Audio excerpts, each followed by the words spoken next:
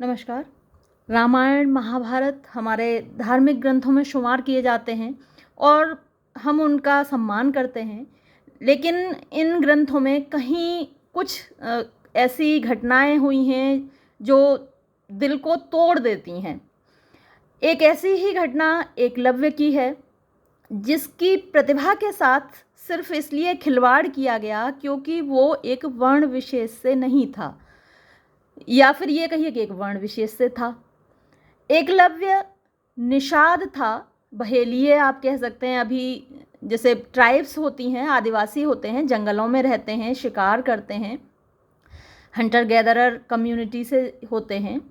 तो उस कुल का एक बालक जो कि शस्त्र विद्या सीखना चाहता था, खासकर तीरंदाजी सीखना चाहता था, लेकिन उसको जैसे कि कर्ण का भी एक जिक्र आता है। कर्ण भी सीखना चाहता था, लेकिन कोई उसको सिखाने को तैयार नहीं हुआ क्योंकि वो एक रथवान राधे का पुत्र था। ऐसी ही एकलव्य की कहानी है। उसको द्रोणाचार्य ने विद्या तो नहीं सिखाई, लेकिन उसने खुद के बल पर विद्या हासिल कर ली। तो द्रोणाचार्य ने गुरु दक्षिणा के रूप में उसका अंगूठा मांग लिया, जिस पर कि द्रोणाचार्य का अधिकार भी नहीं था, क्योंकि उन्होंने तो उसको विद्या सिखाई ही नहीं थी, उसने तो अपने बल पर सीखी थी। तो ये दिल को छू लेने वाली कहानी गुरु शिष्य के संबंध पर एक बदनुमा धब्बा कह सकते हैं आप, है ना। एक गुरु को अपने शिष्य के साथ, वो तो शिष्य भी नहीं था, वो खुद को शिष्य मानता था, लेकिन इनको गुरु का कोई अधिकार नहीं था क्योंकि इन्होंने तो उसको शिक्षा ही नहीं दी थी। तो ऐसा अन्याय करने का उनको कोई अधिकार नहीं था। अब कैसे उन्होंने अपने आप को जस्टिफाई किया होगा वो तो वही जाने। ये कविता है चारुशील सिंह की लिखी हुई है।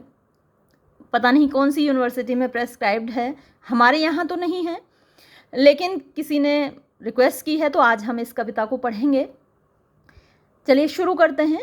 Eklavya sucked tribal simplicity with a forward glance upon his native course of identity। थोड़ी डिफ़िकल्ट सी है पोएम, लेकिन मेरे साथ पढ़ेंगे आपको अच्छे से समझ में आएगी और बिल्कुल डिफ़िकल्ट नहीं लगेगी। एकलव्य सग्ड, सक माने चूसना होता है, लेकिन यहाँ पर एब्जॉर्ब किया, हासिल किया। जब आप किसी भी परिवार में, किसी भी सिनेरियो में, किसी भी एनवायरनमेंट में पलते बढ़ते हैं तो उसकी खासियतों को, उसकी क्वालिटीज़ को आप अपने अंदर एब्जॉर्ब कर लेते हैं। तो अब ये कहाँ पला बढ़ा था? एक ट्राइब में, जंगल में, एक आदिवासी समूह में। हालांकि इसके बारे में कहा जाता है कि ये एडॉप्टेड सन था, ये बच्चा किसी क्षत्रिय का ही था, है ना। जैसे कि कुछ बच्चे होते हैं ना, परित्यक्त होते हैं, जो कि शादी के बंधनों से नहीं पैदा होते और लोग उनको, उनका परित्याग कर देते हैं। तो वैसा ही ये एक बच्चा था, ऐसा माना जाता है। हालांकि जो हमने B.R. चोपड़ा का महाभारत देखा वहाँ भी ऐसा नहीं बताया गया था, और जो एक्चुअल महाभारत है उसमें भी कहीं ये जिक्र नहीं है कि ये बेटा किसका था। लेकिन ये ज़रूर जिक्र है कि जो इसके पिता थे उन्होंने सिर्फ इसको पाला था, जन्म नहीं दिया था। बायोलॉजिकल फादर इसके कोई और थे। तो अब क्योंकि ये इस ट्राइब में, इस आदिवासी समूह में पला बढ़ा, तो उसने सक किया, यानी कि एब्जॉर्ब किया, अपनाया उसको। उसके पालन पोषण में वो सारे गुण शामिल हुए जो कि एक ट्राइब के होते हैं। तो ट्राइबल सिंप्लिसिटी, अब क्योंकि ये जंगल में रहते हैं, पढ़ाई लिखाई और या जो सभ्य समाज है, जो शहरी समाज है, उससे दूर रहते हैं, तो उनके अंदर एक सिंप्लिसिटी होती है ना, साधारणतया होती है उनकी। विद अ फॉरवर्ड ग्लांस, लेकिन इस बच्चे के अंदर एक दूरदृष्टि थी। तो फॉरवर्ड माने जो आगे की तरफ देखता है, हमेशा आगे बढ़ने की ओर सोचता है। कुछ लोग होते हैं जो अपने जो भी उनकी कंडीशन है उससे खुश रहते हैं, संतुष्ट रहते हैं, आगे बढ़ने की नहीं सोचते। लेकिन ये बच्चा, फॉरवर्ड ग्लांस उसके अंदर थी, आगे बढ़ने की एक दृष्टि उसके अंदर थी, इच्छा थी। Upon his native course of identity, तो जो दृष्टि थी उसकी अपॉन हिज नेटिव, नेटिव जो कि उसका अपना था, यानी कि ट्राइब का कोर्स, रस्सियाँ कहते हैं, जंजीरें कहते हैं, चेन्स कहते हैं, ऑफ आइडेंटिटी यानी पहचान की। तो जो पहचान की उसकी कोड्स हैं, हर कोई अपनी पहचान से, आइडेंटिटी से बंधा होता है। तो अब जो ट्राइब वाले बच्चे हैं वो अपनी आइडेंटिटी से बंधे होते हैं, उनको वही करना है भाई, हंटिंग गैदरिंग करनी है, शिकार करना है, बहेलिए हैं और उसी में खुश रहना है। लेकिन इसकी जो दृष्टि थी वो एक फॉरवर्ड ग्लांस थी, वो उस आइडेंटिटी से आगे बढ़ना चाहता था, उन कोड से, उन रस्सियों से वो आगे बढ़ना चाहता था। आगे देखिए, the loving trees that grew around and bushes that encircled his being. तो काफ़ी लंबा सेंटेंस है, यहाँ आके ख़त्म होगा नीचे, तो हम थोड़ा थोड़ा ही इसको चलिए पढ़ने की कोशिश करते हैं। द लविंग ट्रीज, लविंग माने प्रेम करने वाले, ट्रीज पेड़। तो आपके आसपास का जो वातावरण होता है, आप उसके साथ जीते हैं, तो वो वातावरण आपको, आप चाहे उसको महसूस करें ना करें, वो आपको प्यार करता है ना। महसूस करते हैं तो आपको लगेगा कि हाँ, जो आपके आसपास के पेड़ हैं वो भी आपको प्यार करते हैं। तो वो प्यार करने वाले पेड़, दैट ग्रू, जो उगते थे, अराउंड, उसके चारों ओर, एंड बुशेस, और झाड़ियाँ, दैट एनसर्कल्ड, एनसर्कल, सर्कल माने घेरा होता है, एनसर्कल्ड माने उसको घेरे हुए थी, हिज बीइंग, हिज माने उसका, यानी कि एकलव्य का, बीइंग माने आप एग्जिस्टेंस कह सकते हैं, अस्तित्व, उसके अस्तित्व को चारों तरफ से घेरे हुए थी। तो भाई जिस एनवायरनमेंट में आप पलते बढ़ते हैं वो आपको चारों तरफ से घेरे रहता है, आप पे असर डालता है। Never forsook their green Gardner's infancy for him, nor prohibit spontaneity to be jeopardized into a malignant pool of water। तो थोड़ा सा आपके लिए डिफिकल्ट लग रहा होगा। चलिए, तो क्या है, हमने यहाँ तक देखा था, to encircled his being, never forsook, never माने कभी नहीं, फॉरसुक सेकंड फॉर्म है फॉरसेक की, फॉरसेक माने छोड़ देना। यहाँ कई स्पेलिंग मिस्टेक्स हैं, हालांकि मैंने एक किताब से इसको डाउनलोड किया था, एक बुक दे रखी है। तो फॉरसुक, फॉरसेक माने छोड़ देना, और फॉरसुक माने छोड़ा, यानी कभी नहीं छोड़ा, नेवर फॉरसुक, कभी नहीं छोड़ा, their green Gardner's infancy, green gardeners, तो यहाँ बहुत अच्छे सा एलिटरेशन भी है, बहुत सारी इन्होंने पोइटिक डिवाइसेस यूज़ किए, मैं आपको कई बार बताना भूल जाती हूँ उसमें एक्सप्लेन करते वक्त। तो ग्रीन गार्डनर्स इन्फेंसी, तो अब जैसे यहाँ भी थी, ये इंटरनल राइम थी, सिंप्लिसिटी आइडेंटिटी, तो ये एक दूसरे से राइम कर रहे थे, इंटरनल राइम थी यहाँ। Never forsook their green Gardner's infancy, कभी नहीं छोड़ा ग्रीन, अपने जो ग्रीन गार्डनर यानी कि हरा भरा माली, तो इन सराउंडिंग्स ने माली की तरह उसको पाला है, इस जंगल ने उसको पाला है। इन्फेंसी होती है शैशवावस्था, तो एक मासूमियत इस बच्चे के अंदर रही, जो बचपन से ये इन्फेंसी उनको, जब से वो पला था, यहाँ आया था, पैदा हुआ था, तो तब से जो मासूमियत उसको दी गई थी इस एनवायरनमेंट के द्वारा, वो कभी नहीं छोड़ी, यानी ये जंगल, इसने अपना असर उस पर से कभी नहीं छोड़ा। इन्फेंसी फॉर हिम, नॉर का मतलब ना ही, प्रोहिबिट माने रोकना, और ना ही कभी रोका। स्पॉन्टेनिटी, स्पॉन्टेनियस होता है स्वाभाविकता, है ना, स्पॉन्टेनिटी माने स्वाभाविकता, जो चीज़ नेचुरली होती है। Nor prohibit spontaneity to be jeopardized into a malignant pool of water। अब उसने जो उसका एनवायरनमेंट है उसने नहीं रोका उसकी स्वाभाविकता को। तो ये जो कुछ आगे बढ़ने की, कुछ सीखने की जो लालसा थी उसके अंदर इनेट थी, स्पॉन्टेनियस थी, यानी उसको वो लेकर ही पैदा हुआ था। तो इस एनवायरनमेंट ने उसको नहीं रोका। टू बी जेओपर्डाइज्ड, जेओपर्डाइज माने खतरे में डालना, कि भाई वो खतरे में डाले इनटू अ मैलिग्नेंट, मैलिग्नेंट वो रुका हुआ, सड़ा हुआ पूल, तालाब ऑफ वाटर, पानी का। तो अगर मान लीजिए कोई चीज़ इस मैलिग्नेंट पूल ऑफ वाटर में रहेगी, सड़े हुए पानी में रहेगी, तो उसका एग्जिस्टेंस खतरे में ही पड़ जाएगा, है ना, उसकी वो लिमिटेशंस हो जाएंगी उसकी। तो उस एनवायरनमेंट ने उसकी स्वाभाविकता को ख़तरे में नहीं डाला, यानी वो अपने ट्राइब की जो ट्रेडिशंस हैं उन्हीं से बंध कर रहे। तो ये जो मैलिग्नेंट पूल ऑफ वाटर क्या है, उसकी वो ट्राइब है जिससे उसको बंध कर रहना है, और अगर वो बंध कर रहेगा तो जियोपार्डी में पड़ जाएगा। जियोपार्डी खतरा, और जियोपार्डाइज माने खतरे में डालना। तो उसकी जो स्वाभाविक प्रतिभा है, टैलेंट है उसके अंदर, वो खतरे में पड़ जाएगी। लेकिन ऐसा नहीं हुआ, उसका एनवायरनमेंट जो था उसने उसको नहीं रोका, उसको आगे बढ़ने दिया। ठीक है, क्लियर हो गया होगा मेरे हिसाब से। आगे बढ़ते हैं। When Eklavya grew into the rhyme and rhythm of a skyrocketing tree, straight and simple. When जब एकलव्य grew, एकलव्य बड़ा हुआ, into the rhyme and rhythm, तो राइम एंड रिदम ये पोइट्री के पार्ट्स होते हैं। राइम क्या होती है, जब वर्ड्स आपस में एक दूसरे के साउंड, जैसे कि सिंप्लिसिटी, आइडेंटिटी, ये राइम है ना, राइम कर रहे हैं। और रिदम क्या होती है, जैसे जो आपने पढ़ा होगा आयम्बिक पेंटामीटर, तो उसमें एक अनस्ट्रेस लेवल, फिर एक स्ट्रेस लेवल, फिर अनस्ट्रेस लेवल, फिर एक स्ट्रेस लेवल, इसके 5 पेयर होते हैं, है ना।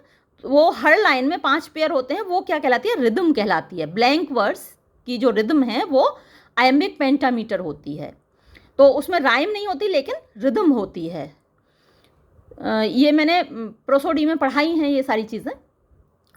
तो वो जो राइम एंड रिदम है of a sky rocketing tree, अब यहाँ राइम एंड रिदम का वो अर्थ नहीं है जो प्रोसोडी में होता है। यहाँ उसका एनवायरनमेंट ही है, जो उसका ट्राइब है, जो उसका जंगल है, उसके राइम एंड रिदम में, है ना। उसका अलग ताना बाना होता है ना कि ऐसे रहना है, ऐसे उठना है, ऐसे जगना है, ऐसे शिकार करना है, तो वो राइम एंड रिदम है यहाँ पर। तो वो उसमें पला बढ़ा इनटू ए स्काई रॉकेटिंग ट्री। लेकिन उस एनवायरनमेंट में भी वो कैसे बड़ा हुआ, स्काई रॉकेटिंग, यानी आकाश की तरफ उड़ता हुआ, चलता हुआ ट्री, पेड़। तो सिंपल ट्री की तरह नहीं, एक विशाल आकाश की तरफ बढ़ता हुआ पेड़, स्ट्रेट एंड सिंपल, एकदम सीधा और सिंपल। ही सेंट हिज एरोज, उसने अपने तीर भेजे। उसने मतलब वो अपनी ट्राइब के अकॉर्डिंग नहीं, बल्कि एकदम अलग तरीके से वो बड़ा हुआ और उसने अपने तीर भेजे। He sent his arrows to eternity, eternity यानी आकाश की ओर, भगवान की ओर। इटर्निटी भगवान को बोलते हैं, स्वर्ग को बोलते हैं, आकाश को बोलते हैं। तो अपने तीर उसने उधर भेजे। From the rainbow of his being, from the rainbow यानी इंद्रधनुष से। तो जो तीर चलते हैं वो धनुष से चलते हैं, लेकिन यहाँ जो वर्ड उन्होंने यूज़ किया है, रेनबो यूज़ किया है, यानी इंद्रधनुष। उसके अंदर बहुत सारे कलर्स होते हैं, तो उसकी जो प्रतिभा है, जो उसका अस्तित्व है वो बहुआयामी है। उसमें बहुत सारे कलर्स हैं, जैसे कि रेनबो होते हैं। तो rainbow of his being, being माने होना, एग्जिस्टेंस, उसका अस्तित्व, उसकी पर्सनैलिटी, उसका व्यक्तित्व। तो अपने व्यक्तित्व के इंद्रधनुष से उसने बहुत सारे तीर भेजे। किधर भेजे? टू इटर्निटी, आकाश की ओर। और उसका जो बीइंग था, उसका जो पर्सनैलिटी थी, उसका जो अस्तित्व था, दैट वाज अ प्लेटो, वो एक प्लेटो की तरह था। प्लेटो क्या है? पठार होता है। आपने देखा होगा कि जो दक्षिण का पठार है, भारत का अगर नक्शा देखें आप, तो नीचे को जो दक्षिण का पठार है उसमें एक तिकोना टाइप का होता है। तो जो धनुष होता है वो भी हल्का सा तिकोना होता है, इतना तिकोना तो नहीं होता जितना आप अपने नक्शे को देखते हैं भारत के। उसमें दक्षिण का पठार तो एकदम तिकोना है नीचे की साइड, लेकिन जो धनुष होता है वो भी एक तरीके से थोड़ा सा तिकोना होता है। तो was a plateau of all assimilated conscious, तो उसका जो अस्तित्व है वो भी एक धनुष की तरह है। उसकी जो प्रकृति है, उसकी जो पर्सनैलिटी है, उसका जो व्यक्तित्व है वो भी एक धनुष की तरह है। और जो किससे बना है? ऑफ ऑल एसिमिलेटेड, एसिमिलेट माने एब्जॉर्ब करना, अपने अंदर समा लेना। Of all assimilated conscience, conscience आपकी अंतरात्मा होती है। तो जो उसका बीइंग है, जो उसका अस्तित्व है, उसमें बहुत सारी चीज़ें एसिमिलेटेड हैं, एब्जॉर्ब की हैं उसने अपने चारों तरफ से, अपने जो उसका पालन पोषण हुआ है, जो उसकी ब्रिंगिंग अप हुई है, तो उस पर्सनैलिटी से उसने आकाश की ओर तीर फेंके। यानी एक तरीके से उसने उस व्यवस्था को चैलेंज किया जो मानी जाती है कि ईश्वर ने बनाई है। ईश्वर ने 4 वर्ण बनाए हैं, ब्राह्मण, क्षत्रिय, वैश्य, शूद्र, और उसमें सबके काम उस वर्ण के अकॉर्डिंग बटे हुए हैं। कोई भी अपने वर्ण को चेंज नहीं कर सकता, जाति को आप नहीं बदल सकते। जो आपकी जाति है आपको उसी के अनुसार काम करना होगा, क्योंकि ये ईश्वर की बनाई हुई व्यवस्था है। तो एक तरीके से उसने तीर जो फेंके हैं अपनी पर्सनैलिटी से उस ऊपर की ओर, तो उस व्यवस्था को चैलेंज किया है ना। तो ये सिंबॉलिक है। फिर देखिए आगे बढ़ते हैं। Eklavya was guilty of a jargon that was Sibal distinct with a nomenclature of its own. भाई वो गिल्टी था, है ना, दोषी था। अब जब कोई ऐसा करेगा, बंदा अपनी हद में नहीं रहेगा, तो क्या माना जाएगा उसको? गिल्टी। कोई औरत अगर घर से, अब तो खैर काफ़ी चीज़ें सुधर गई हैं, लेकिन अगर अपनी हदों को पार करते थे तो उनको बहुत बड़ा दोषी माना जाता था और उनको दंड भी दिया जाता था। महिलाओं का काम था घर के अंदर रहना, चौका चूल्हा करना, बच्चे पालना। तो उससे आगे अगर कोई निकलने की कोशिश करती थी तो उसको अलग तरीके से दंड दिया जाता था।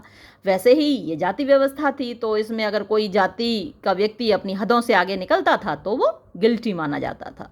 अब यहाँ एकलव्य भी गिल्टी था। एकलव्य वॉज गिल्टी, एकलव्य दोषी था, ऑफ अ जार्गन। जार्गन होती है भाषा, कह सकते हैं आप, शब्दों का जाल आप कह सकते हैं।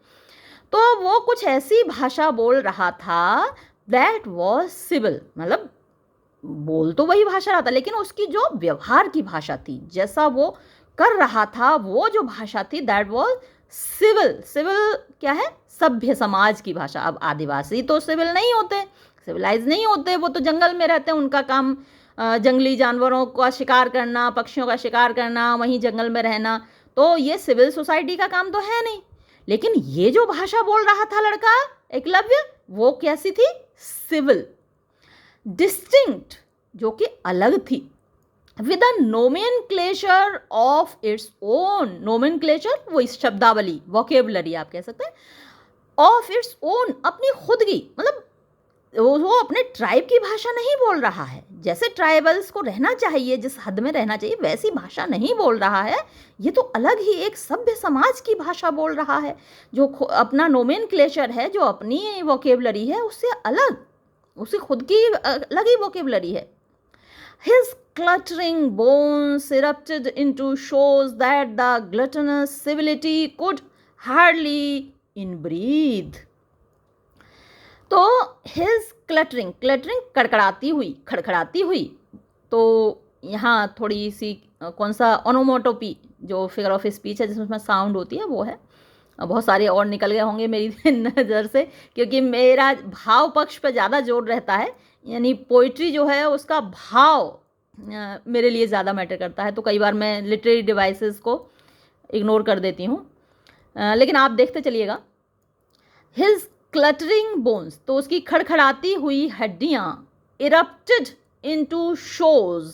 इरप्टेड माने खड़ी हो गई, एकदम उनमें विस्फोट हुआ। इरप्शन विस्फोट को बोलते हैं, एक्सप्लोजन को बोलते हैं। तो वो हड्डियाँ एकदम विस्फोट के साथ खड़ी हो गई, इनटू शोज, और ऐसा शो उन्होंने दिखाया that the gluttonous civility could hardly inbreathe. Glutton होता है पेटू, लालची। सिविलिटी सभ्यता होती है। कुड हार्डली मुश्किल से ही, इन ब्रीथ माने इनहेल करना, अंदर लेना। तो अब उसने जो दिखाया, जो उसके अंदर से निकल रहा था, जो शो हो रहा था, जो एक तमाशा वो उसकी हड्डियां दिखा रही थीं, वो कैसा था शो?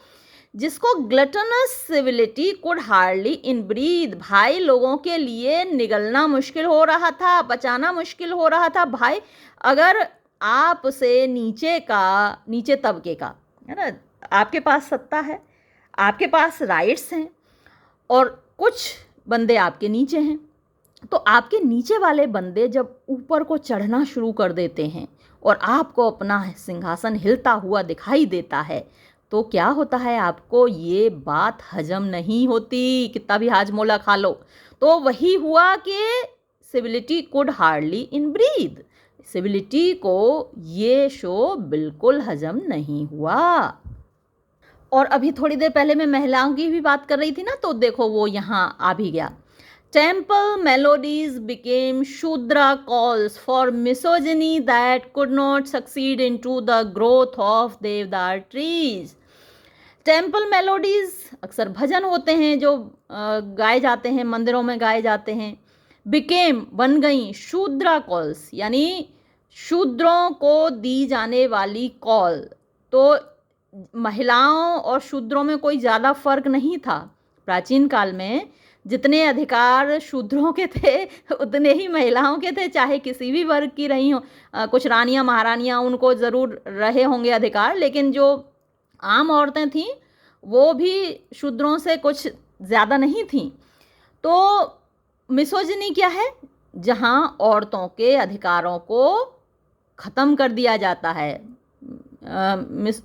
गायनेकोलॉजिस्ट होता है जो औरतों की इलाज करता है, तो जो ये जो गायनी है, हालांकि यहाँ पे इसका प्रोनाउंसिएशन जिनी है, मिसोजिनी।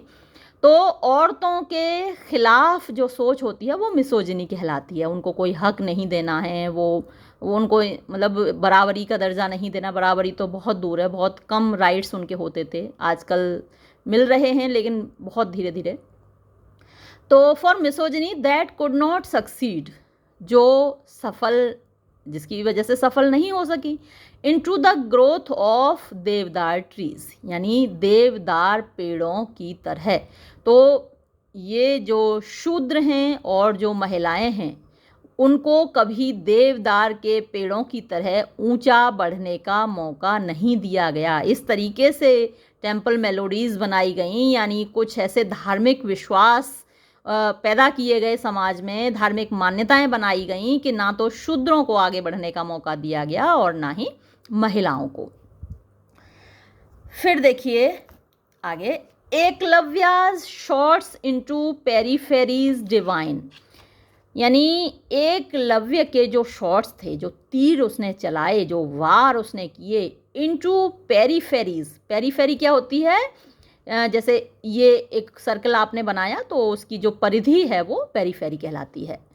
तो उसने जो तीर चलाए वो किधर चले गए?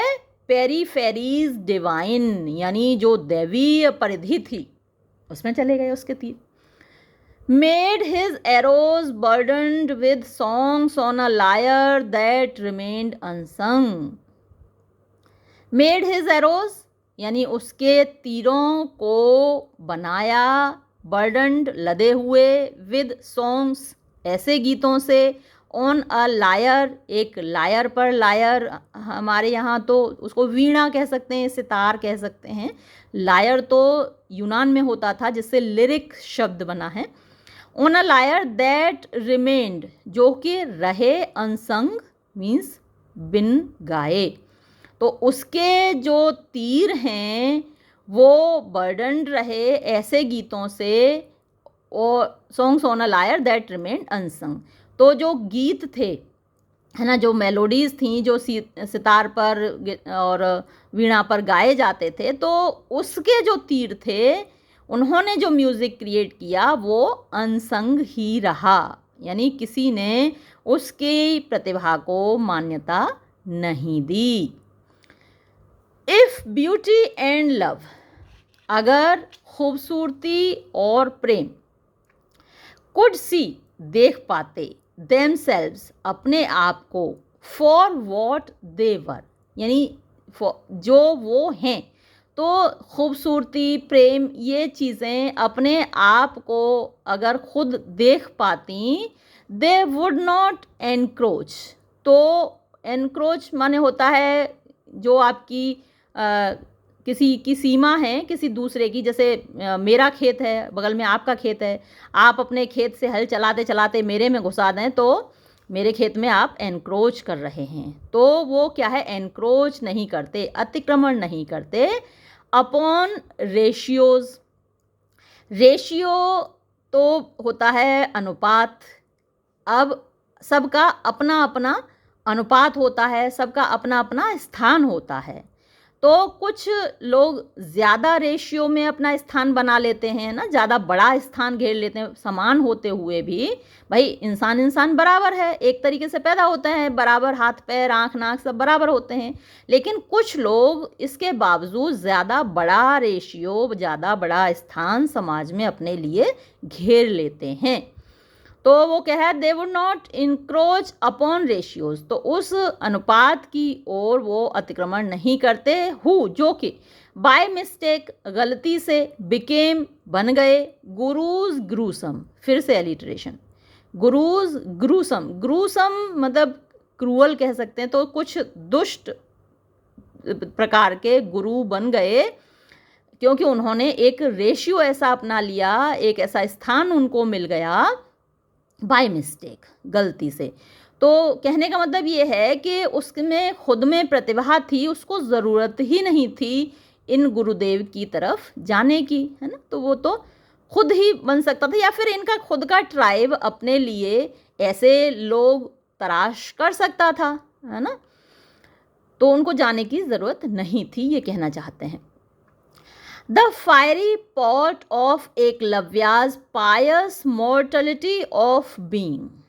The fiery माने जलता हुआ, pots बर्तन होता है, तो फायरी पॉट ऑफ एकलव्यास, एकलव्य के, पायस पवित्र, मॉर्टलिटी नश्वरता होती है, ऑफ बीइंग अस्तित्व की। अरे क्या कहने का क्या मतलब हुआ कि जो उसका शरीर है, जो उसका व्यक्तित्व है, वो आग से भरा हुआ है। हम सब मिट्टी के बने हुए हैं, जैसे पॉट्स बनते हैं, घड़े बनते हैं, है ना, उसी मिट्टी से हम भी बने हैं। और हम मॉर्टल हैं, जैसे घड़ा नश्वर है वैसे हम भी नश्वर हैं। और हम पायस हैं, पवित्र हैं। जो हमारा अस्तित्व है भाई, मिट्टी जो हम व्यक्ति हैं, कुछ बुरे काम ना करें तो हम पवित्र हैं, क्योंकि हम भी ईश्वर का अंश हैं ना। ऑफ बीइंग तो वही पर्सनैलिटी। तो यानी वो अपने आप को लेकर लिम्पिंगली, लिम्प माने लंगड़ाना होता है, लंगड़ाते हुए, वेंट इनटू चला गया। कहाँ चला गया? The sacrilegiously sacred. अब यहाँ पर कौन सा अलंकार है? ऑक्सीमोरोन, विरोधाभासी। सैक्रेड होता है पवित्र और सैक्रिलेजियस होता है अपवित्र।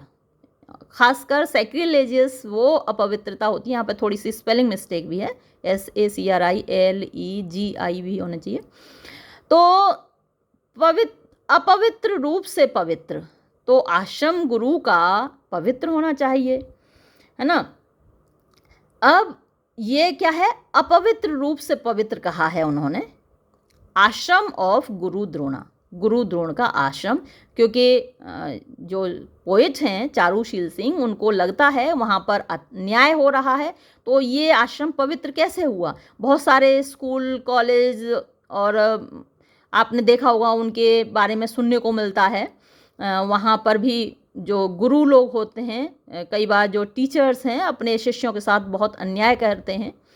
तो यहाँ भी एक शिष्य के साथ अन्याय हो रहा है, तो इसलिए शायद उन्होंने इसको सैक्रिलेजियसली सैक्रेड आश्रम ऑफ गुरु द्रोणा कहा है।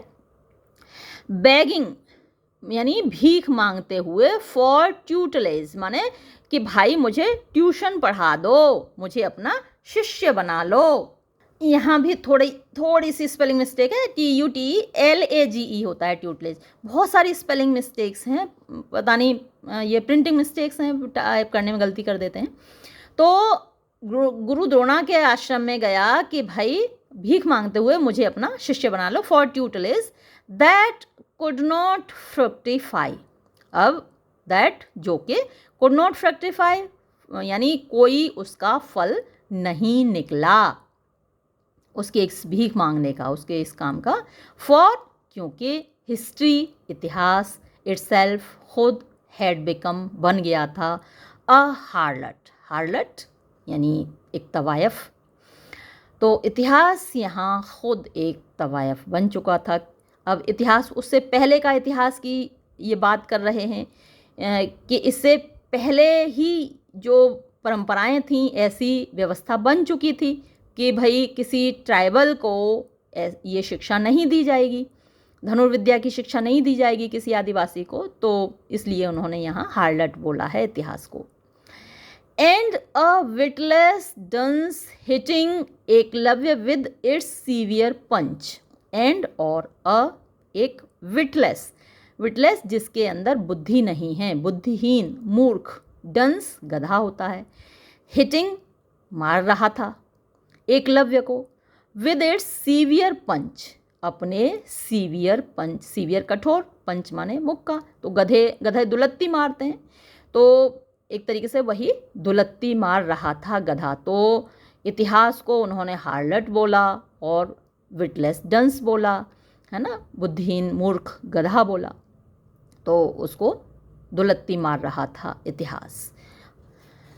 आगे देखिए, trees do have their corresponding roots. Trees यानी पेड़ों के, डू हैव होते हैं, देयर करस्पॉन्डिंग अपनी संबंधित, रूट्स माने जड़ें। जस्ट एज जैसे कि रिवर बेड्स, जो रिवर बेड होते हैं यानी जहाँ से नदियाँ, वैसे तो उसको सोर्स बोलते हैं, लेकिन नदी निकल के कहीं एक जगह गिरती है और वहाँ पर एक पूल बन जाता है, उसको रिवर बेड बोलते हैं। या फिर नदी का पानी कहीं एक जगह इकट्ठा हो जाता है तो वहाँ पर पूल बन जाता है, रिवर बेड उसको भी बोलते हैं। Have their quagmirish folds of Shudra silences, तो वो पानी कहीं भर जाता है, वहाँ एक दलदल बन जाता है, क्वैगमायर दलदल को बोलते हैं, क्वैगमारिश फोल्ड्स यानी वो जो तालाब है जहाँ दलदल है उसमें बहुत सारे शूद्रों की साइलेंसेस दबी होती हैं, है ना। समय की नदी बह रही है और उस नदी में, उस नदी के उस रिवर बेड में न जाने कितनी साइलेंसेस, कितने शूद्रों की चुप्पी उसमें अंदर समाहित है। जैसे कि जो पेड़ है उसकी जड़ें नीचे मिट्टी में हैं, तो वो जड़ें किसी को नहीं दिखती, पेड़ सबको दिखता है, उसका फल सबको दिखता है, लेकिन अगर जड़ें ना होती, वो वहाँ से न्यूट्रिशन ना भेजती, वो वहाँ से पानी ना भेजती, तो पेड़ हो ही नहीं सकता ना। पेड़ का अस्तित्व तो जड़ों के बिना उसकी कल्पना ही नहीं कर सकते। तो ये जो शूद्र साइलेंसेस हैं, शूद्र लोगों की ये चुप्पियाँ हैं, वो उन जड़ों की तरह हैं जिन पर के पेड़ विराजमान हैं। एकलव्यास एंड द्रोणास, जितने भी एकलव्य हैं और द्रोण हैं, हैव आइडेंटिकल ऑरिजिन्स। तो मैंने अभी आपको बताया था कि आइडेंटिकल माने एक जैसी ऑरिजिन्स होती हैं, सभी माँ के पेट से जन्म लेते हैं, सभी एक ही तरीके से पैदा होते हैं, तो आइडेंटिकल ऑरिजिन है। सभी जब पैदा होते हैं 2 हाथ 2 पैर 1 नाक 2 आँखें वही होता है।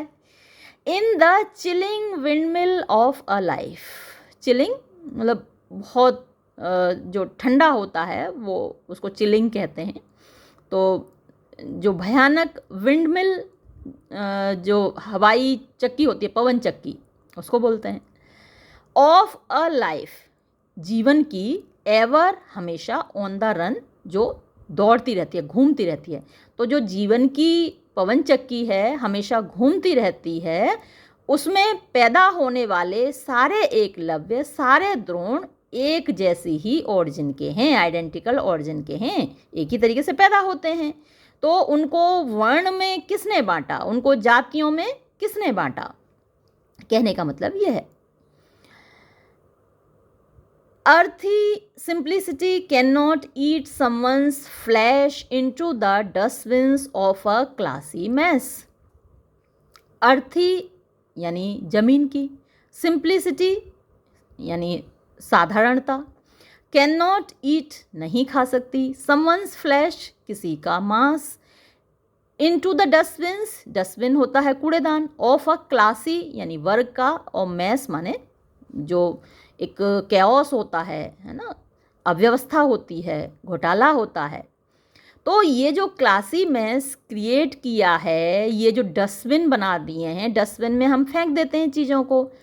तो अब ऐसी जो प्रतिभाएं हैं जो कि किसी अलग क्लास में पैदा हुई हैं, अलग वर्ग में, अलग जाति में पैदा हुई हैं, उनको डस्टबिन में फेंक देना, तो ये नहीं हो सकता, ये नहीं होना चाहिए, है ना। अर्थी सिंप्लिसिटी, अगर कोई साधारण है, साधारण जगह पर पैदा हुआ है, साधारण लोगों के बीच पैदा हुआ है, तो इसका मतलब ये नहीं है can not eat someone's flash, कि उसका मांस खा जाओ, यानी उसको कच्चा चबा जाओ, उसको नष्ट कर दो और उसका मांस खा के डस्टबिन में फेंक दो, into the dustbin of a classy mess.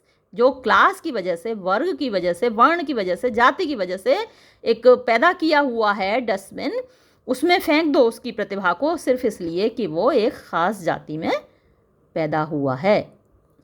Gurus denial, गुरु का इनकार, फॉर प्यूपिलाज, प्यूपिलाज यानी शिक्षण का, प्यूपिल माने शिष्य होता है, तो उसको अपना शिष्य बनाने से इनकार गुरु का, made the universal rest within the shady shrouded locality of being where from one has exits not available to minds of seen. बड़ी थोड़ी म्यूज़िकल भी है ये पोइम, जब पढ़ो तो ना थोड़ा सा म्यूज़िकल है। शेडी श्राउडेड लोकेलिटी, तो एलिट्रेशन तो बहुत यूज़ हुआ है।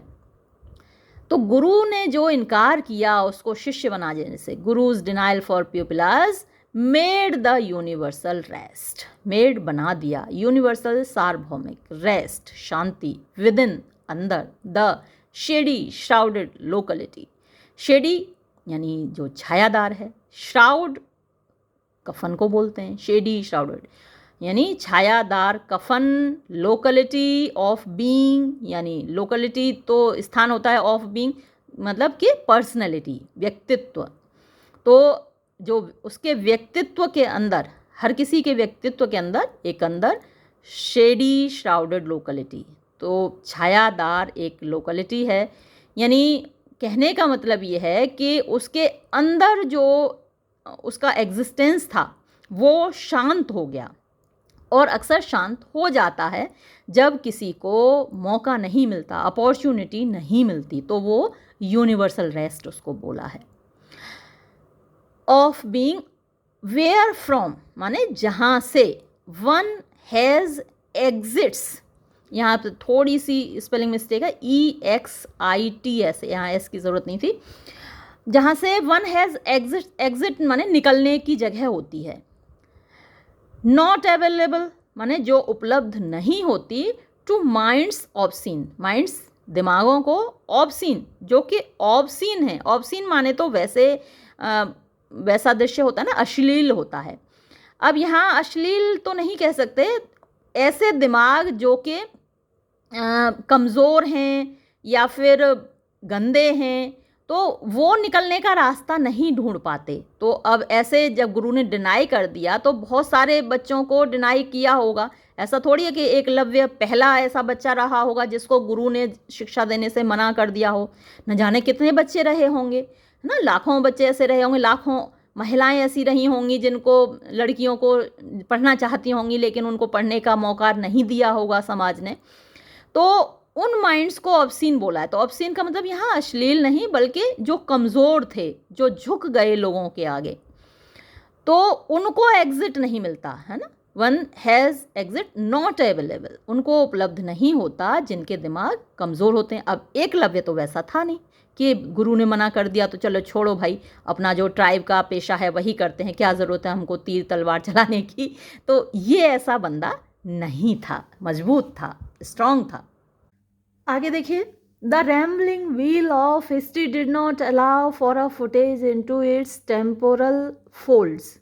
द रैम्बलिंग माने घूमता हुआ, व्हील पहिया, ऑफ हिस्ट्री इतिहास का, डिड नॉट अलाउ उसने अनुमति नहीं दी, यानी इतिहास के घूमते हुए पहिए ने अनुमति नहीं दी, फॉर अ फुटेज यानी खुद को स्थापित करने की, into its temporal folds, temporal सांसारिक होते हैं, फोल्ड्स तह होते हैं, तो उसको जो सांसारिक तह हैं यानी इतिहास के पन्नों के अंदर स्थापित होने की अनुमति नहीं दी। Even though Yadu Kshatriyas kidnapped glory, even though हालांकि जो यदु क्षत्रिय थे, यदुवंशी थे, उन्होंने किडनैप किया, हासिल किया, ग्लोरी ऐश्वर्य को, यानी शानो शौकत को, नाम ख्याति को, बाय क्रिएटिंग अ हिस्ट्री इतिहास बनाकर, रेदर देन बजाय बीइंग क्रिएटेड बाय इट, इसके द्वारा निर्मित होकर, यानी इतिहास ने यदुवंश को नहीं बनाया बल्कि यदुवंश ने खुद के लिए इतिहास में अपनी जगह बनाई। तो जो पावरफुल होते हैं, जिनके पास टैलेंट होता है, जिनमें कुछ कर गुजरने की ताकत होती है, वो खुद इतिहास लिखते हैं। वो इतिहास के मोहताज नहीं होते कि इतिहास उनको अपने अंदर जगह दे। तो ऐसा ही यदुवंश था। और इसी तरीके से इसमें ताकत थी एकलव्य में अपना इतिहास खुद लिखने की, लेकिन उसके साथ थोड़ा सा ये जो अन्याय हो गया, वरना वो भी इतिहास में कहीं होता, एक महान तीरंदाज के रूप में स्थापित होता। द्रोणाज रिफ्यूजल, द्रोण का इनकार, कुड नॉट लिमिट यानी सीमित नहीं कर पाया, devotional sounds of hymns Eklavya Singh. Devotional यानी भक्ति से भरी हुई, साउंड्स आवाज़ें, ऑफ हिम भजन की, एकलव्य सिंह जो एकलव्य गाता था, यानी उसके अंदर भक्ति भाव था और उस भक्ति भाव को द्रोण का इनकार रोक नहीं पाया, लिमिट नहीं कर पाया, सीमित नहीं कर पाया। प्यूपल्स फिडेलिटी, प्यूपल शिष्य होता है और फिडेलिटी उसकी वफादारी होती है, उसका प्रेम, उसकी सिंसियरिटी, उसकी निष्ठा। तो शिष्य की निष्ठा and tearing zones of belief in Drona. Tearing मतलब हर चीज़ को फाड़ देने वाली, सीमाओं को फाड़ देने वाली। जोन्स सीमाएं होती हैं, लिमिट होती हैं। तो उसने अपनी सीमाएं खुद बनाई थी, यानी किसी दूसरे की बनाई हुई सीमाओं को उसने तोड़ दिया, अपनी खुद की सीमाएं बनाई ऑफ बिलीफ, विश्वास की, इन द्रोण के अंदर। तो द्रोण के ऊपर उसको विश्वास था, यानी वो द्रोण उसको अपना शिष्य माने न माने, वो द्रोण को अपना गुरु मानता था, उसका फेथ था। ऐसे ही तो हम भगवान में विश्वास करते हैं, है ना। अब कई बार लोग प्रश्न चिन्ह लगाते हैं भगवान है कि नहीं है। हम तो बहुत सारे भगवानों में विश्वास करते हैं, बहुत, हालांकि भगवान एक है लेकिन हम उसके बहुत सारे रूपों को पूजते हैं। अब वो है कि नहीं वो जाने, लेकिन हम तो उसमें विश्वास करते हैं। तो वैसे ही यहाँ द्रोण ने विश्वास नहीं किया एकलव्य में, लेकिन एकलव्य का जो विश्वास था वो अडिग था। बिलीफ इन द्रोण मेड गुरु अ ब्रिकोलाज। तो मेड माने बना दिया उसने गुरु को। अ ब्रिकोलाज, ये इसमें सिंगल एल होना चाहिए। ये एक फ्रेंच वर्ड है ना। फ्रेंच लैंग्वेज में एक वर्ड है जिसका मतलब होता है कि खुद करो, खुद, डू इट योर सेल्फ। तो गुरु ने तो इनकार कर दिया, लेकिन उसने जो अपनाया, गुरु को एक ब्रिकोलाज के रूप में अपनाया। मतलब कि मेरे गुरु ने मुझसे कहा है कि खुद करो, डू इट योर सेल्फ। वो मुझको कुछ नहीं बताएंगे, ले उन्होंने कहा है खुद सीखो। तो उसने वही तरीका अपना लिया। ऑफ सॉर्ट्स यानी एक प्रकार का, for his gurutva was gone to Eklavya while the grossy earth of his being dovetailed with Pandavas. तो उसने कैसे ये ब्रिकोलाज को अपना लिया, डू इट योर सेल्फ को, फॉर, क्योंकि हिज गुरुत्व, उनकी जो गुरुता थी, उनकी यानी गुरु की जो क्वालिटी होती है, वो वॉज गॉन, चली गई थी, टू एकलव्य के पास। तो द्रोण ने भले ही कुछ नहीं सिखाया, लेकिन जो गुरु की क्वालिटी होती है, गुरुत्व होता है, तो वो ज़रूर एकलव्य के साथ चला गया।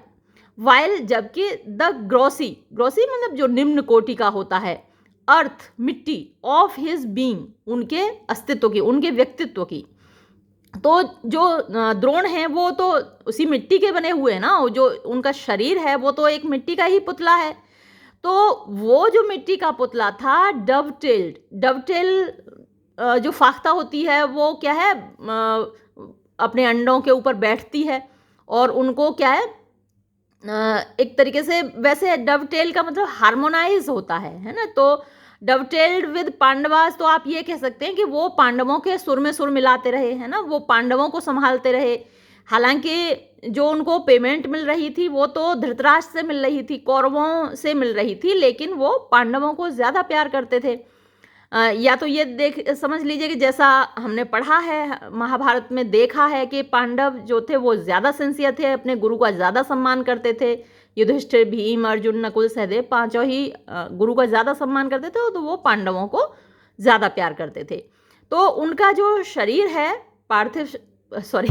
जो मिट्टी का बना हुआ उनका शरीर था, वो तो पांडवों को प्यार करता रह गया, लेकिन जो गुरु की क्वालिटी है ना, गुरु जो प्रेरणा देता है, जो इंस्पिरेशन देता है, वो क्वालिटी चली गई एकलव्य के साथ। ठीक है, आगे बढ़ते हैं। Imaging in a linen of multi coloured hue while perception is a blockage into empirical modes of reality. काफ़ी लंबा है sentence. Reality that only makes monoliths the supple tangible ways. आगे देखिए, बड़ी अच्छी बात कही है यहाँ पर। इमेजिंग यानी जो आपकी कल्पना शक्ति होती है, इज अ लिनेन, वो एक लिनेन एक प्रकार का वस्त्र होता है, कपड़ा होता है जो कि फ्लेक्स या सन से बना हुआ होता है। तो वो एक लिनेन है of multi coloured hue, multi coloured कई रंगों वाले, ह्यू माने भी कलर होता है। तो जैसे बहुरंगी वस्त्र होता है, वैसा है इमेजिंग, जो हमारी कल्पना शक्ति है। तो यहाँ एकलव्य ने इमेज ही तो बनाई, गुरु की मिट्टी की प्रतिमा बनाई, और उसको मान लिया उसने कि ये मेरे गुरु हैं, ये मुझको सिखा रहे हैं। तो उसकी कल्पना शक्ति ने यहाँ काम किया। तो जो कल्पना शक्ति है, इमेजिंग है, वो है लिनेन ऑफ मल्टी कलर्ड ह्यू, कई रंगों वाला बहुआयामी प्रकार का एक वस्त्र। वाइल जबकि परसेप्शन इज अ ब्लॉकेज, जो हमारा परसेप्शन है, जो हमारी इंद्रियां हैं, आँखों से हम कोई चीज़ देख रहे हैं, कानों से सुन रहे हैं, हाथों से स्पर्श कर रहे हैं, है ना, अपनी जीभ से चख रहे हैं, तो ये सब चीज़ें क्या कहलाती है? परसेप्शन कहलाता है। जो हम अपने सेंसेस से कोई चीज़ ग्रास्प करते हैं, समझते हैं, वो क्या कहलाता है? हमारा परसेप्शन। तो जो परसेप्शन है, जो हमारी सेंसेस हैं, इंद्रियां हैं, वो उनकी लिमिट्स होती हैं, उनकी सीमाएं होती हैं, जबकि जो हमारी कल्पना शक्ति है उसकी सीमाएं नहीं होती। जो हमारे सामने वही तो हमें दिखेगा। अब आपके सामने ये टेक्स्ट रखा है ना, या आप मोबाइल में देख रहे होंगे अपने में, या लैपटॉप में देख रहे होंगे, तो वही तो आपको दिख रहा होगा। तो इसकी लिमिट है हमारी आंखों की कि जो सामने है बस वही देख सकती हैं। लेकिन जो हमारी कल्पनाशीलता है वो हमारे इन सेंसेस के परे देख सकती है। जीभ वही चख सकती है जो आपको दिया गया है, लेकिन ये चीज़ ऐसी होती होगी, चखने में इसका स्वाद ऐसा होता होगा, तो जो हमारी कल्पनाशीलता है वो अनलिमिटेड है। तो यही बात यहाँ कहना चाह रहे हैं कवि कि जो perception is a blockage, perception एक ब्लॉकेज है, यानी रुकावट है, एक बैरियर है, एक ऑब्स्टेकल है into empirical modes of reality. Empirical क्या कह सकते हैं आप? प्रयोग सिद्ध कह सकते हैं। जो अनुभव से चीज़ें पैदा होती हैं, मोड्स माने तरीके, कई चीज़ें हम अनुभव से अपनाते ना, अनुभव के तरीके से। एम्पिरिकल मोड्स ऑफ रियलिटी, वास्तविकता के, दैट ओनली मेक्स मोनोलिथ्स। तो ये जो परसेप्शन है क्या बना देता है? केवल मोनोलिथ्स बना देता है। मोनोलिथ क्या है? एक ही पत्थर के बने हुए आपने खंभे देखे होंगे, मोनोलिथ्स की आप तस्वीर चाहे तो देख सकते हैं, है ना। तो एक ही पत्थर के बने हुए खंभे, या जो चीज़ एक ही पत्थर की बनी हुई होती है, तो वो मोनोलिथ कहलाते हैं। मोनोलिथ बना देती है, जो क्या है? परसेप्शन बना देती है मोनोलिथ। किस चीज़ को? The supple tangible ways. The supple यानी जो फ्लेक्सिबल है, टेंजिबल माने फिजिकल, कंक्रीट, है ना, वेरीफाइएबल, वेज तरीके हैं। तो जहाँ बहुत विविधता हो सकती है, वैरायटी हो सकती है, अनलिमिटेड जो चीज़ें हो सकती हैं, उनको लिमिटेड कर देता है, सीमित कर देता है हमारा परसेप्शन, है ना। तो मोनोलिथ बना देता है जो जहाँ सपल टेंजिबल वेज होते हैं, यानी बहुत सारी फ्लेक्सिबिलिटी होती है। अब जो मोनोलिथ होते हैं एक सिंगल स्टोन से बने होते हैं, तो उनमें ना फ्लेक्सिबिलिटी है, ना कोई वैरायटी है, ना कुछ आप चेंजेस कर सकते हैं। लेकिन जो चीज़ें इमेजिंग से बनी हैं, जो कल्पना शक्ति से बनी हैं, उनको आप अपने तरीके से अडॉप्ट कर सकते हैं, अपने तरीके से मोल्ड कर सकते हैं। तो यहाँ यही हुआ कि जो उन्होंने सिखाया गुरु ने, वो लोगों ने सीखा, कौरवों ने सीखा, पांडवों ने सीखा, वहाँ एक लिमिटेशन थी। जो गुरुजी सामने थे और जो सिखा रहे थे वो उतना ही सीख रहे थे, लेकिन जो एकलव्य ने अपनी कल्पनाशीलता के आधार पर सीखा वो अर्जुन से कहीं आगे था, है ना। उसकी तीरंदाजी को देखकर ही तो आश्चर्यचकित हुए थे सारे कौरव पांडव। देखते रह गए कि उसने जो कुत्ते का मुंह सिला बड़े ही अलग तरीके से सिला, जो कि अर्जुन नहीं कर सकता था। तो ये जो उसने सीखा अपनी कल्पनाशीलता से, अपनी इमेजिंग पावर से सीखा। फिर आगे देखते हैं। The mud icon glared with life elements that brought graces from eternity, scales of justice transcend their own periodicity. तो द मड आइकन कहाँ गया, यानी जो मिट्टी की बनी हुई आइकन माने जो मूर्ति है जो उसने बनाई गुरु द्रोण की, ग्लेयर्ड वो मतलब घूर रही थी, ग्लेयर माने घूरना, घूर रही थी विद लाइफ एलिमेंट्स, यानी लाइफ के एलिमेंट्स के साथ। है तो वो निर्जीव ना, मिट्टी की बनी हुई है, उसमें जान तो है नहीं, लेकिन जैसे गुरु द्रोण खुद देखते होंगे अपने शिष्यों को प्रैक्टिस करते हुए, अभ्यास करते हुए, तीरंदाजी करते हुए, वैसे ही वो मिट्टी की मूर्ति घूर रही थी विद लाइफ एलिमेंट्स, यानी जीवन के तत्वों के साथ सजीव हो उठी थी जैसे कि वो। दैट ब्रॉट ग्रेसेस, यानी लाइफ एलिमेंट्स, दैट ब्रॉट जो लाए, ग्रेस कृपा होती है, फ्रॉम इटर्निटी यानी ऊपर से, ईश्वर से। तो जब आप कोई भी काम पूरी शिद्दत से करते हैं, है ना, एक बड़ा फेमस डायलॉग था कि अगर किसी चीज़ को पूरी शिद्दत से चाहो तो सारी कायनात उसे तुमसे मिलाने में लग जाती है। ओम शांति ओम फिल्म देखी होगी आपने, उसमें वो डायलॉग था और वो लिया गया था पाउलो कोएल्हो के एक उपन्यास है द एल्केमिस्ट, उस उपन्यास से लिया गया था वो डायलॉग। लेकिन अब ये तो बहुत कम लोगों को मालूम है कि वो पाउलो कोएल्हो के उपन्यास द एल्केमिस्ट से लिया गया था, लेकिन ये सबको मालूम होगा कि ओम शांति ओम फिल्म में ये डायलॉग था। तो यहाँ भी वही है कि दैट ब्रॉट यानी लाइफ एलिमेंट्स जो लाए, ग्रेसेस कृपा, फ्रॉम इटर्निटी ईश्वर से। तो ईश्वर अपना आशीर्वाद ज़रूर देता है उन बंदों को जो पूरी सिंसियरिटी से, निष्ठा से काम करते हैं। Scales of justice transcend their own periodicity, यानी स्केल्स माने तराजू होता है, ऑफ जस्टिस न्याय के, ट्रांसेंड यानी परे निकल जाते हैं, देयर पीरियोडिसिटी। पीरियोडिसिटी क्या होती है कि टेंडेंसी होती है रिपीट करने की, चीज़ों को रिपीट करने की। तो कई बार जो चीज़ें होती रही होती हैं वो वैसे नहीं होती, यानी ये हुआ दोबारा वैसा ही हुआ, तिबारा वैसा ही हुआ, तो हर बार ऐसा होगा ऐसा नहीं होता है ना। तो जो न्याय के तराजू हैं कभी कभी ट्रांसेंड माने आगे निकल जाना, to go beyond their own periodicity, यानी जो उनकी टेंडेंसी है रिपीट करने की उससे आगे निकल जाते हैं। Into the chiny shreds of pastured suburbs, into कहाँ आगे निकल गए, द चाइनी छोटे छोटे, श्रेड्स माने वैसे टुकड़े होते हैं, आप कह सकते हैं जो घास फूस है जंगल में उसमें उस तक पहुंच गए। ऑफ पास्चर, पास्चर वही जो घास का मैदान होता है जहाँ हरियाली होती है, घास होती है। सब अर्ब यानी सब अर्बन एरिया होता है, शहर के बाहर का जो क्षेत्र होता है वो सब अर्बन एरिया है। अब ये हस्तिनापुर के बाहर का क्षेत्र है जहाँ पर ये गुरुकुल था, तो हस्तिनापुर के बाहर का क्षेत्र है सब urban area. Of pasture suburbs that forsake not, जिन्होंने, जो कि नहीं छोड़ते, फॉरसेक माने पहले भी एक जगह फॉरसेक वर्ड आया था, मैंने आपको बताया था कि ये फॉरसेक का सेकंड फॉर्म है, तो ये फर्स्ट फॉर्म है फॉरसेक। दैट फॉरसेक नॉट, जो कि कभी नहीं छोड़ती, यानी ईश्वर की कृपा है वो कभी नहीं छोड़ती। द कमिटेड, जो कमिटेड होते हैं, जो दृढ़ होते हैं, जो ठान लेते हैं। नॉर ना ही, डिवोर, डिवोर माने निगल जाना, और ना ही निगलते हैं। द इंटेंशनल, इंटेंशन इरादा होता है, इंटेंशनल प्रोडिगलिटी, प्रोडिगलिटी एक्स्ट्रावेगेंस होती है, ज़रूरत से ज़्यादा जब आप खर्चा करते हैं वो प्रोडिगलिटी कहलाती है। लेकिन यहाँ तो कुछ खर्चा थोड़ी हो रहा है।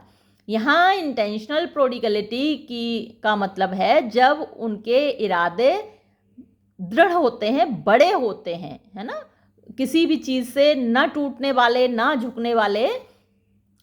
Intentional prodigality of his ideational existence. Ideational यानी जो उसकी विचारों की एग्जिस्टेंस, अस्तित्व है, तो उसके विचार इतने विशाल हैं, वो मतलब एक ट्राइब से आता है, लेकिन उसके जो आइडियाशनल एग्जिस्टेंस है यानी उसकी जो वैचारिक अस्तित्व है वो इतना ज़्यादा विशाल है कि उसको डिवोर नहीं कर सकता, निगल नहीं सकता। जो न्याय का तराजू है, जो ईश्वर की कृपा है, उसको ना तो, है ना, फॉरसेक नॉट द कमिटेड, तो दृढ़ लोगों को ना तो ईश्वर की कृपा छोड़ती है और ना ही उनके जो वैचारिक अस्तित्व है उसको निगलती है, उसको नहीं निगलती, उसको ख़त्म नहीं करती है, बल्कि उनको अपना आशीर्वाद प्रदान करती है, उनको सफलता का एक इनाम देती है।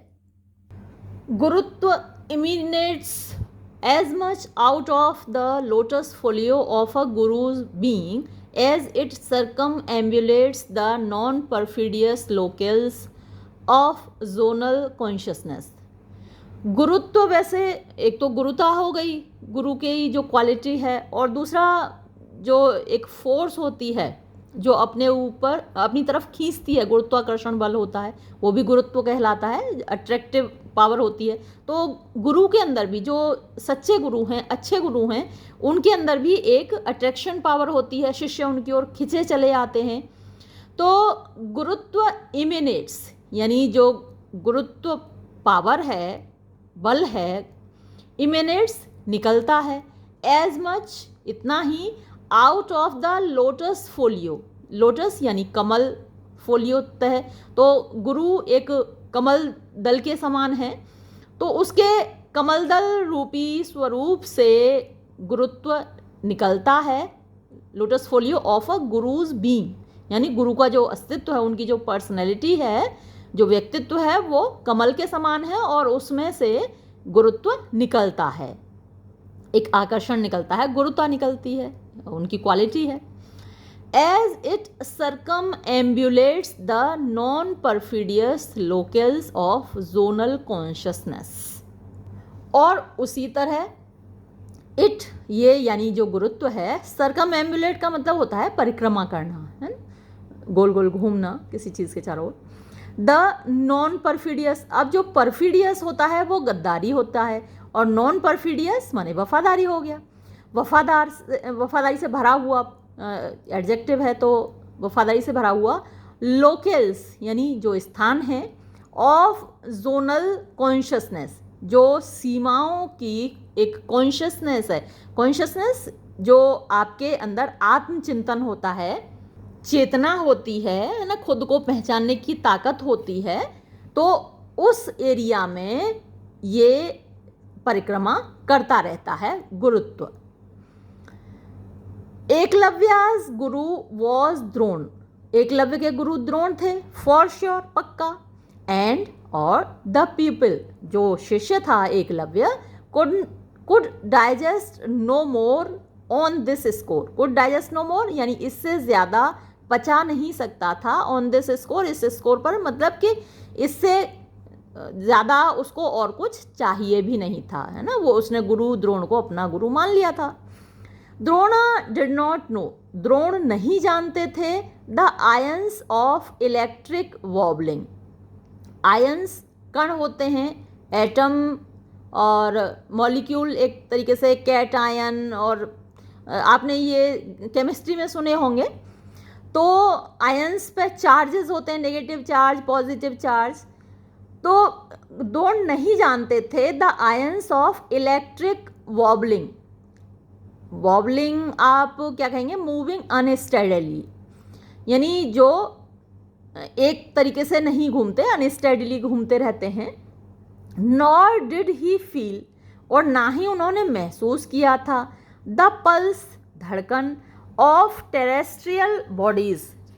टेरेस्ट्रियल जो इस संसार की होती हैं, इस धरती के होते हैं बॉडीज, वेयर गुरुत्व रिजाइड्स, जहाँ गुरुत्व रिजाइड करता है यानी उपस्थित होता है, तो उन्होंने कभी महसूस नहीं किया।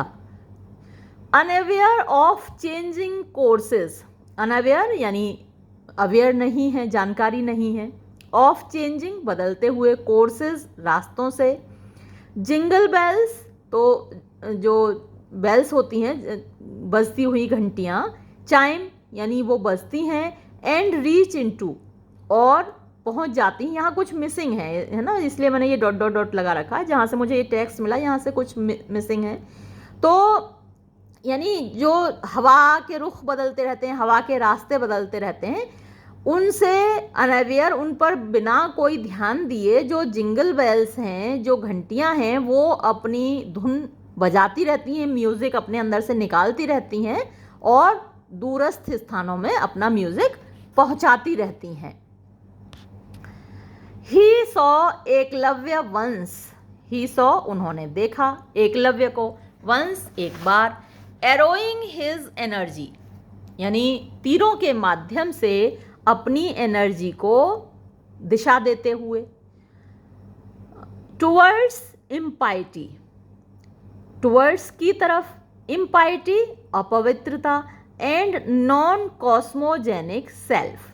तो जो नॉन कॉस्मोजेनिक का मतलब होता है मैटेरियल जो कि ऑरिजिनेट हुआ है किसी और प्रोसेस से अदर देन कॉस्मिक रे एक्सपोजर। ये सारे साइंस के टर्मिनोलॉजी हैं। तो सेल्फ यानी वो खुद, तो जो यानी उन्होंने महसूस किया कि जो एकलव्य के तीर चल रहे हैं वो उनकी तरफ चल रहे हैं। नॉन कॉस्मोजेनिक सेल्फ यानी वो कॉस्मोजेनिक नहीं है, जो ब्रह्मांड जिन चीज़ों से बना है उससे नहीं बने हैं। तो अपने जो सांसारिक अस्तित्व है उनका अपनी तरफ आते हुए उन्होंने महसूस किए वो तीर। और इम्पाइटी अपवित्रता, भाई किसी को मौका न देना, किसी के साथ अन्याय करना, तो ये इम्पाइटी है, अपवित्रता है ना। अन्याय जो भी है वो इम्पायस होता है, अपवित्र होता है। तो एकलव्य को तीर चलाते हुए देखा अपनी तरफ और उस अन्याय की तरफ। Drona could not believe, Drona विश्वास नहीं कर पाए। What the tendrils of his eyes saw, what जो कुछ भी, द टेंड्रल्स, वैसे टेंड्रल्स आपने बेल देखी होगी तो उसमें गोल गोल गोल गोल सी एक बनावट होती है जिसको पकड़ के जो बेल है किसी भी चीज़ पे चढ़ जाती है ना। लकड़ी खड़ी कर दो तो जो टेंड्रल्स हैं उस लकड़ी से लिपट जाते हैं और उसका सहारा लेकर बेल ऊपर चढ़ जाती है। तो अब यहाँ जो टेंड्रल्स हैं उनकी आँखों की आप उनकी पुतली कह सकते हैं या फिर उनकी पलकें कह सकते हैं। मतलब कहने का वही है कि उनकी दृष्टि ने जो देखा, उनकी आँखों ने जो देखा, द्रोण उस पर विश्वास नहीं कर पाए।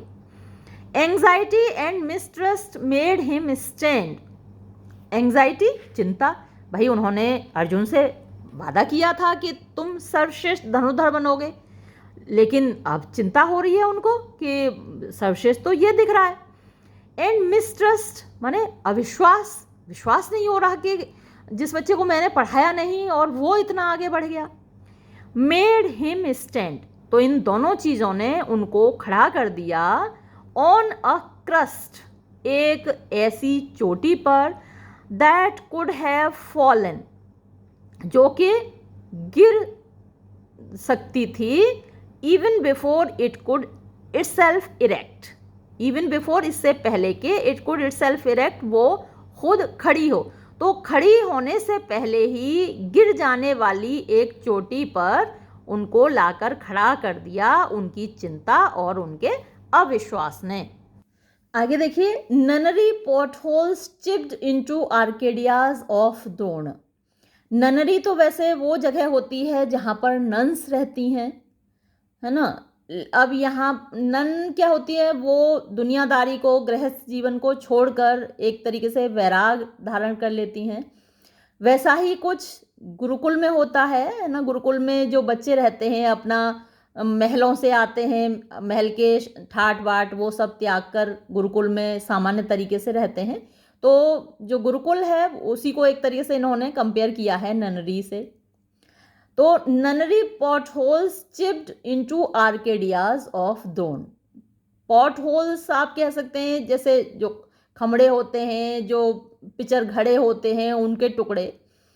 तो एक तरीके से वो जो टुकड़े घड़े हैं या जो बर्तन हैं मिट्टी के, वो चिप्ड टुकड़े टुकड़े हो गए, टुकड़े टुकड़े होकर बिखर गए इनटू आर्केडियाज। आर्केडिया मतलब बहुत खूबसूरत जगह होती है, हरी भरी जगह होती है, ऑफ द्रोणा, द्रोण के। तो द्रोण का जो हरा भरा एक जगह थी या उनका जो हरा भरा अस्तित्व था, आर्केडिया खूबसूरती से भरी हुआ जगह होती है, तो उनका जो अस्तित्व था वो भी खूबसूरती से भरा हुआ था। सारे शिष्यों का सम्मान प्राप्त था, उनको महल से उनको क्योंकि राजकुमारों को पढ़ाते हैं तो अच्छे खासे उनको इमोल्यूमेंट्स मिलते होंगे, है ना, रिम्यूनरेशन मिलता होगा। तो वहाँ जैसे कुछ टूट कर बिखर गया।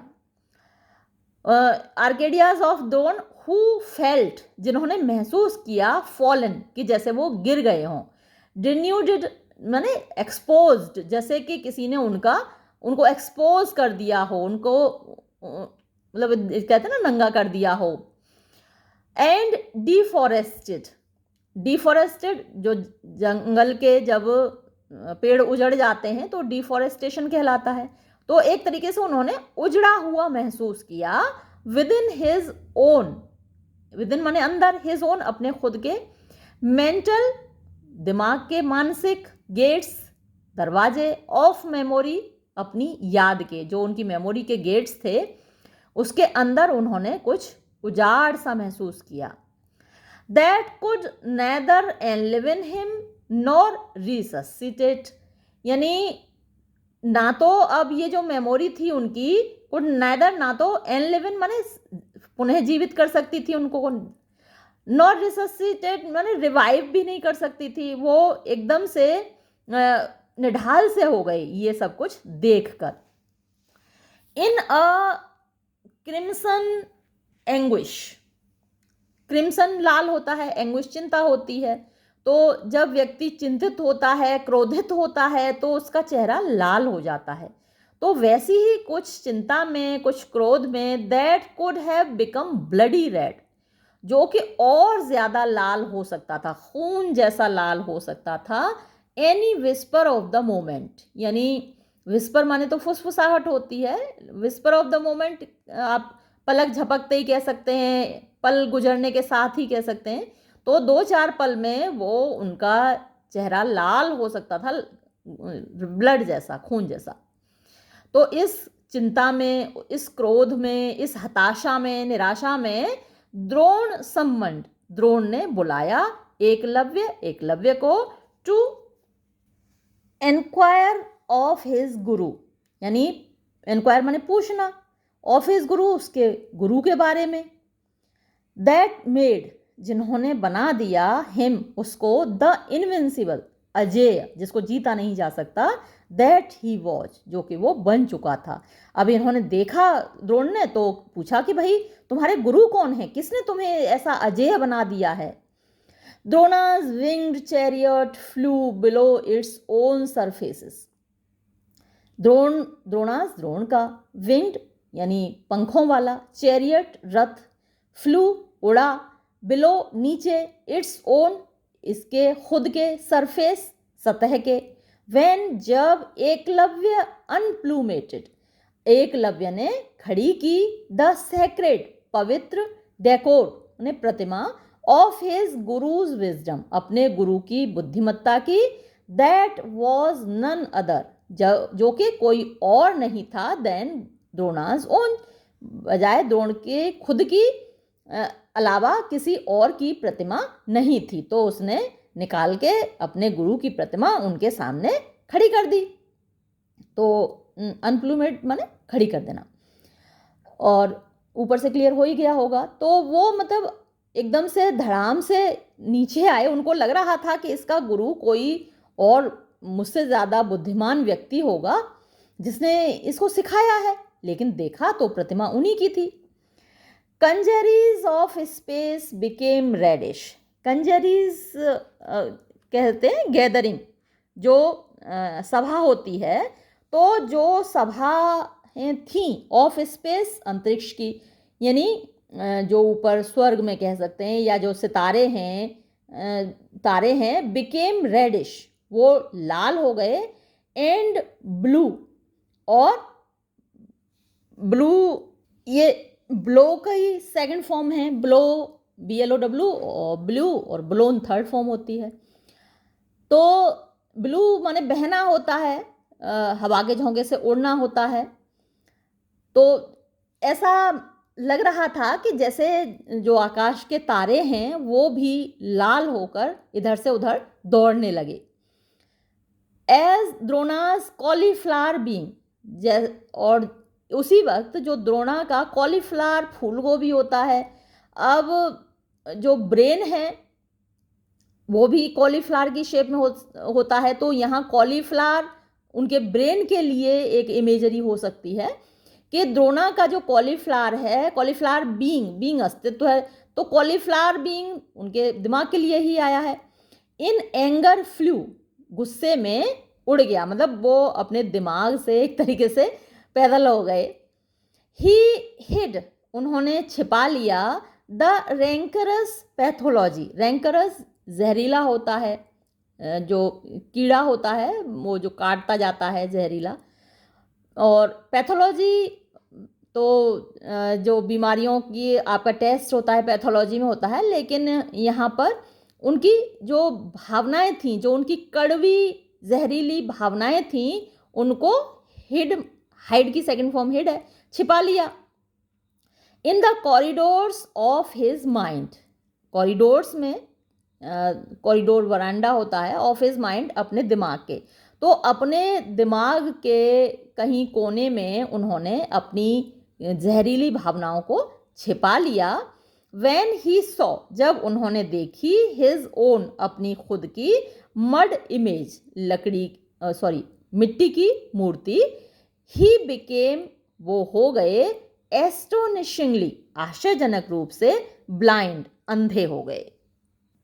आगे देखिए, बिलीफ, विश्वास, इज अ ब्राइड, एक ऐसी दुल्हन है, ब्यूटीफुल, जो खूबसूरत है, एंड स्वाब, जो SUAVE होना चाहिए वैसे तो, स्वाब क्या है, जो बहुत सफिस्टिकेटेड होता है, यानी एक तरीके से सिविलाइज्ड होता है, अपनी भावनाओं को संभाल लेता है, तो वो स्वाबिटी कहलाती है। किसी के अंदर बहुत अच्छी एक कला होती है, किसी को भी ढंग से बात करना, तहजीब तमीज से बात करना, सामने वाले को इम्प्रेस कर लेना। तो जो विश्वास है वो भी ऐसी ही दुल्हन है जो खूबसूरत है और सामने वाले को इम्प्रेस कर लेती है।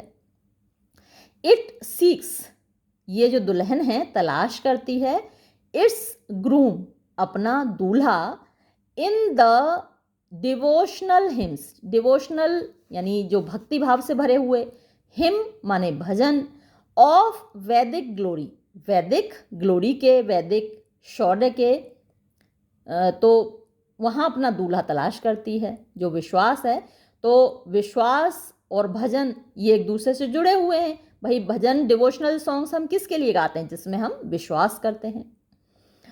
द्रोणाज अनसीजनल वरी, द्रोणा की अनसीजनल, जो कि बेमौसम की है ना, बिना बात की है, वरी चिंता। Concerned the leafy wine, concerned उसने चिंतित कर दिया।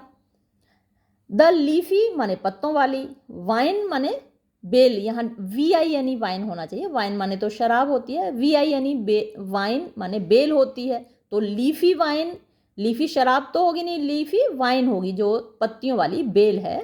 ऑफ हिज गुरुडम, उनकी गुरु की, यानी उनके गुरु होने की। फॉर अर्जुन, अर्जुन के लिए। टू स्टे, कि वो रहेगा, एट टॉप यानी टॉप पे रहेगा। तो एक धनुर्धर के रूप में वो टॉप पर रहेगा, वो हमेशा फर्स्ट रहेगा, उसके जैसा कोई नहीं होगा। अब उनकी ये जो गुरुडम थी अर्जुन के लिए, उसको चिंता होने लगी, वो बेल सूखने लगी। Drona must nurture Eklavya's flop. तो अपनी इस बेल को जीवित रखने के लिए द्रोण को क्या करना होगा? द्रोणा मस्ट नर्चर, द्रोणा को पैदा करना होगा। नर्चर माने पालना पोसना होता है। एकलव्याज फ्लॉप, एकलव्य का फ्लॉप, यानी एकलव्य फ्लॉप होगा, एकलव्य धड़ाम होगा, एकलव्य नीचे गिरेगा, तभी तो अर्जुन ऊपर चढ़ेगा, है ना। एकलव्य के रहते तो अर्जुन ऊपर नहीं जा सकता, टॉप पे नहीं जा सकता। तो उन्होंने क्या किया? एकलव्य का फ्लॉप प्लान किया, यानी वो धड़ाम से नीचे गिरे। Sincerity mocked soulful tangibility of its own rhythm. अब सिंसियरिटी निष्ठा होती है। भाई किसी के प्रति इतना भी निष्ठावान नहीं होना चाहिए, है ना। कुछ लोग होते हैं काफ़ी इतने ज़्यादा निष्ठावान होते हैं कि सामने वाला उनका फ़ायदा उठा ले जाता है, उनके साथ अन्याय कर जाता है। तो अब यहाँ भी सिंसियरिटी यानी वफादारी ने मॉक्ड मजाक बना के रख दिया। सोलफुल यानी जो आत्मा से भरी हुई, टेंजिबिलिटी वास्तविकता, ऑफ इट्स ओन अपनी खुद की, रिदम लय की। तो अपनी खुद की जो लय थी, अपना खुद का जो जीवन था, उसका मजाक बना के रख दिया सिंसियरिटी ने। किसकी सिंसियरिटी ने? एकलव्य की सिंसियरिटी ने खुद का एक मजाक बना के रख दिया। द देवदार ट्री, देवदार का पेड़, दैट एकलव्य वॉज, जो कि एकलव्य था। देवदार का पेड़ काफी ऊंचा होता है, बढ़ता चला जाता है। तो वो जो देवदार का पेड़ था एकलव्य, कुछ सैक्रिफाइस, यानी सैक्रिफाइस कर सकता था, कुर्बानी दे सकता था, टू फ्लेम्स, फ्लेम्स में, आग में, यज्ञ में। हिज नॉलेज, अपनी ज्ञान को, एंड बीइंग, और अपने अस्तित्व को, इफ, अगर, सो डिजायर्ड, ऐसा चाहा जाए, यानी उसके गुरु चाहें तो वो सब कुछ कुर्बान करने को तैयार था। कहाँ मिलते हैं ऐसे शिष्य? एक शिष्य ऐसा था, और देखिए सच्ची में उनको बिल्कुल नहीं लगा कि जैसे ही उसने चाकू लिया होगा, निकाला होगा और अपने अंगूठे पर रखा होगा, तुरंत उनको हाथ पकड़ लेना चाहिए था। मुझे इतनी बार लगता है कि काश मैं होती उसकी गुरु, तो मैं तुरंत उसका हाथ पकड़ लेती कि बेटा तेरे जैसा शिष्य, मतलब उस पर तो जाने कितने अर्जुन कुर्बान हैं। लेकिन चलिए, जो भी होना था, तो वो तैयार था सब कुछ बलिदान करने के लिए। Guru's crow ideas became an effigy of gurudom. गुरु के जो क्रो आइडियाज थे, यानी क्रो को काला होता है, अपशकुनी माना जाता है, तो उनके जो गंदे कोए जैसे काले विचार थे, बिकेम बन गए, एन एफिजी, एफिजी पुतला, ऑफ गुरुडम, गुरुता का, यानी ऐसा गुरु तो क्या है, एक पुतला ही तो है गुरुडम का, वो गुरु तो है नहीं जिसने जो अपने शिष्य के साथ ऐसा करे। Drona had neither the will, Drona के पास था नेदर, ना तो द विल इच्छा शक्ति, नॉर ना ही द करेज हिम्मत साहस, टू ड्रिल। ड्रिल क्या होती है? आपने देखा होगा फौज कई बार एक्सरसाइज करती है, अगर आपके पास एनसीसी है तो वहाँ भी ड्रिल होती है, तो कि वो ड्रिल करा सके, यानी एक तरीके से कंपटीशन करा सके। Arjun in a war of attrition, attrition वही फ्रिक्शन, कंपटीशन, तो एक्सरसाइज कराए दोनों को साथ में, और साथ में उनसे तीरंदाजी करवाए, फ्रिक्शन यानी उनका एक तरीके से कंपटीशन करवाए। ये द्रोण के अंदर हिम्मत नहीं थी और ना ही इच्छा शक्ति थी, विल पावर भी नहीं थी। Which would have clearly brought the sedition, which जो कि अगर वो कराते कंपटीशन, वुड हैव क्लियरली साफ तौर पर, निश्चय ही, ब्रॉट यानी उनके ऊपर ला देता, द सेडिशन माने राजद्रोह, क्योंकि इस कंपटीशन में अर्जुन तो हार जाता, एकलव्य जीत जाता, और फिर वो पूछते जो महल से तुमको पेमेंट मिल रहा है गुरुजी हैं, और ये जो लड़का है ये कैसे हमारे राजकुमारों से आगे है, पेमेंट आपको हम कर रहे हैं, राजद्रोह कर रहे हो। तो एक तरीके से उनके लिए वो राजद्रोह साबित हो जाता। एफ्रेड, डरे हुए, ऑफ लर्किंग क्लाउड्स, लर्किंग यानी जो ऊपर से लटके हुए थे, छाए हुए थे, झांक रहे थे, क्लाउड्स बादल। डेंजरस, खतरनाक, पाथवेज, रास्ते, टू द लवलीनेस, जो खूबसूरती है, ऑफ ट्रुथ, सत्य की। तो सत्य की तरफ जो रास्ते जाते हैं कई बार वो बड़े खतरनाक होते हैं, तो उनसे डर गए द्रोण। तो उन्होंने क्या किया, आसान रास्ता एक तलाश किया। द्रोण आस्ट, द्रोण ने मांगा, आस्ट फॉर माने मांगना होता है, गुरु दक्षिणा मांगी उन्होंने। विच वॉट एवर, जो कि चाहे जो हो, यानी ऐसी कोई चीज नहीं हो सकती थी एकलव्य कुड नॉट सर्व, जो एकलव्य ना दे सके। रेलीगेटेड, यानी रेलीगेट का मतलब एक तो बेनिश्ड होता है, एक डिग्रेडेड होता है। तो यहाँ डिग्रेडेड ज़्यादा फिट बैठेगा कि एक तरीके से नीचे गिर गए, पतन हो गया गुरु इनटू अ हिस्टोरिकल डार्क, एक ऐतिहासिक अंधेरे में। तो ये बहुत बड़ा धब्बा है गुरु द्रोण के ऊपर। Submission beyond known limits, submission यानी समर्पण, गुरु के प्रति समर्पित होना चाहिए शिष्य को, लेकिन ये जो समर्पण था बियॉन्ड, परे था, नोन माने ज्ञात, लिमिट्स माने सीमाएं, ऑफ थॉट, विचार की। तो जितना हम सोच सकते हैं, जितनी हमारे विचारों की सीमाएं हैं, सोचने की सीमाएं, उससे कहीं दूर ये समर्पण था। एंड डिसिपल्स, और शिष्य का सेल्फ लॉस, यानी खुद का विनाश। इन गुरु में, यानी गुरु के अंदर इतना खो गया, सेल्फ को खो दिया उसने, अपने अस्तित्व को खो दिया एकलव्य ने। मेड एकलव्य, उसने एकलव्य को बना दिया मैड, पागल, इन डिवोशन, भक्ति में, यानी भक्ति में, गुरु भक्ति में एकलव्य पागल हो गया। हिस्ट्री अगेन बिकेम अ हार्लॉट, इतिहास फिर से हार्लॉट बन गया, वेश्या बन गया। एज द्रोणा बेग्ड फॉर, जब द्रोणा ने मांगा एकलव्य का एरोइंग, तीर चलाने वाला, थम, अंगूठा। तो जो सीधे हाथ का आपका अंगूठा होता है उसके बिना आप तीर नहीं चला सकते, तो वो अंगूठा उन्होंने मांग लिया। गुरुडम, गुरुता, वेप्ट, रोई, इनटू शेम, शर्म से। एज, क्योंकि सरस्वती, जो माता ज्ञान की देवी हैं सरस्वती, संक, वो डूब गई, बिलो, नीचे कहीं, डेप्थ, गहराइयों में, दैट, जो कि द अर्थ, धरती, स्टैंड्स अपॉन, खड़ी हुई है। तो जिन गहराइयों के ऊपर धरती खड़ी हुई है उनके अंदर कहीं माता सरस्वती, जो ज्ञान की देवी हैं, वो समा गईं।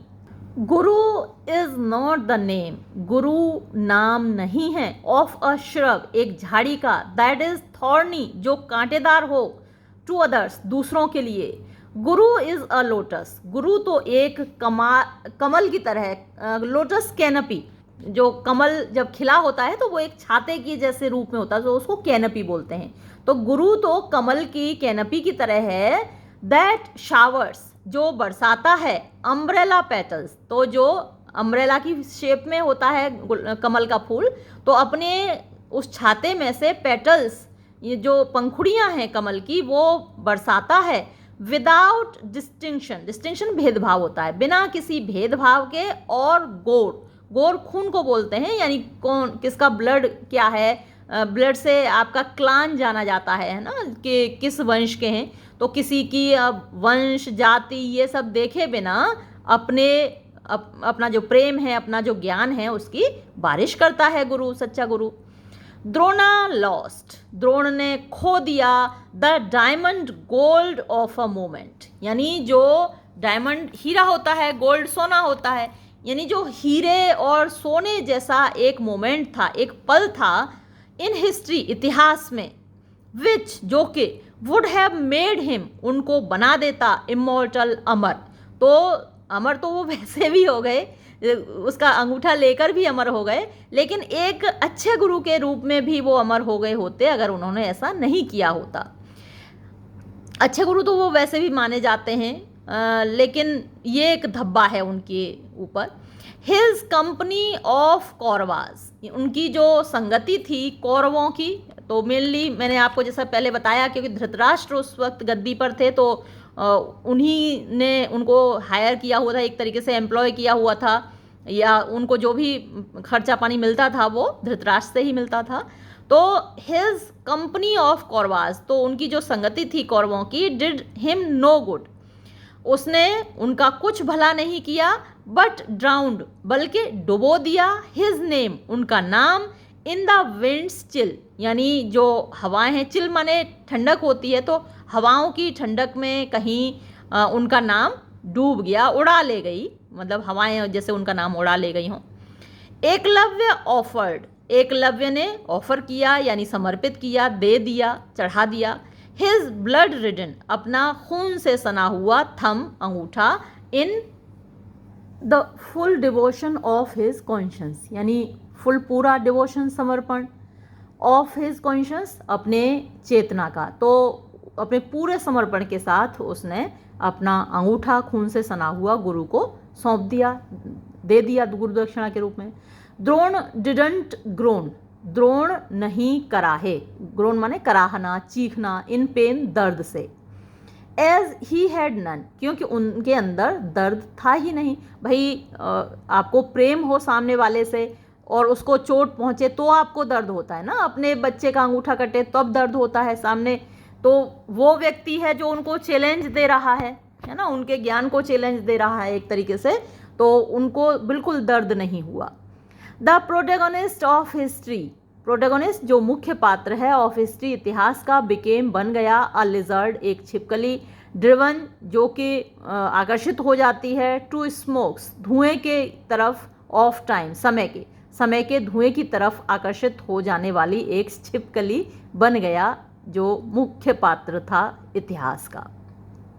History rolled back as conscience had died, history जो इतिहास है रोल्ड बैक वो पीछे घूम गया, एज क्योंकि कॉन्शियंस जो चेतना है, हैड डाइड मर चुकी थी, ज़मीर मर चुका था, ऑन द स्नो माउंटेन्स यानी ठंडे पर्वतों पर जाकर, दैट नेवर मेल्टेड जो कभी नहीं पिघले, इनटू द सोल फाउंटेन्स आत्मा के झरनों में, यानी बर्फ़ पिघलती है तो वहाँ से झरने निकलते हैं, नदियाँ निकलती हैं, लेकिन ये तो ज़मीर ऐसी जगह जाकर मर गया जहाँ पर बर्फ़ कभी पिघलती ही नहीं है, यानी जहाँ दया है ही नहीं। तो जो माउंटेन्स हैं वो इस तरीके से हैं, दयाहीन हैं, जो फाउंटेन हैं, झरने हैं, नदियाँ हैं, वो करुणा की, दया की एक तरीके से प्रतीक हैं, सिंबल हैं, लेकिन यहाँ तो दया करुणा नाम की कोई चीज़ है ही नहीं।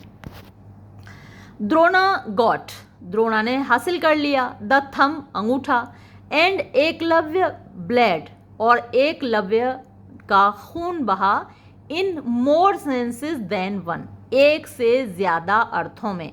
तो एक तो लिटरली खून बह रहा था क्योंकि उसका अंगूठा कटा था तो वहाँ से खून का फव्वारा एकदम निकल पड़ा, और ये तो सिर्फ एक खून था जो दिख रहा था, लेकिन और भी कई तरीकों से उसका खून बहा, यानी आप समझ सकते हैं कि उसकी प्रतिभा का खून बहा, उसके अंदर टैलेंट था, वो एक बड़ा होके अपना नाम कमा सकता था, है ना, वो एक महान योद्धा बन सकता था, तो वो सारी चीज़ों का खून बह गया, उसका तो पूरा अस्तित्व ही ख़त्म हो गया ना। जब आपका कोई एक शौक़ होता है, आपके अंदर एक हुनर होता है, आपकी कोई एक हॉबी होती है जो आप बनना चाहते हैं और उसके लिए आप पूरी मेहनत कर रहे हैं, वो इस तरीके से इतनी बेरहमी से आपसे छीन लिया जाए तो आपका दिल रोएगा ना, खून के आंसू रोएगा। तो वैसे ही उसका दिल भी खून के आंसू रो रहा था बेचारे का। हिज सिन्यूअस ओरिजिन, सिन्यूअस मतलब जो अच्छी मांसपेशियां होती हैं ना, उनको सिन्यूअस बोलते हैं, मजबूत कदकाठी वाला।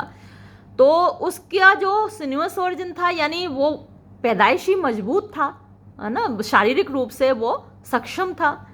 तो वो जो उसकी पैदाइश थी, ओरिजिन माने पैदाइश, डिड हिम नो गुड, उसने उसका कुछ भला नहीं किया, एंड हिज सरेंडर और उसका जो समर्पण था, एक्सीडेड, वो आगे निकल गया था, लिमिट्स, सीमाओं से, ऑफ ऑल नोन ट्रुथ, जितना भी नोन माने ज्ञात, ट्रुथ सच्चाई है, तो जितनी भी ज्ञात सच्चाई है उससे कहीं आगे निकल गया था उसका समर्पण।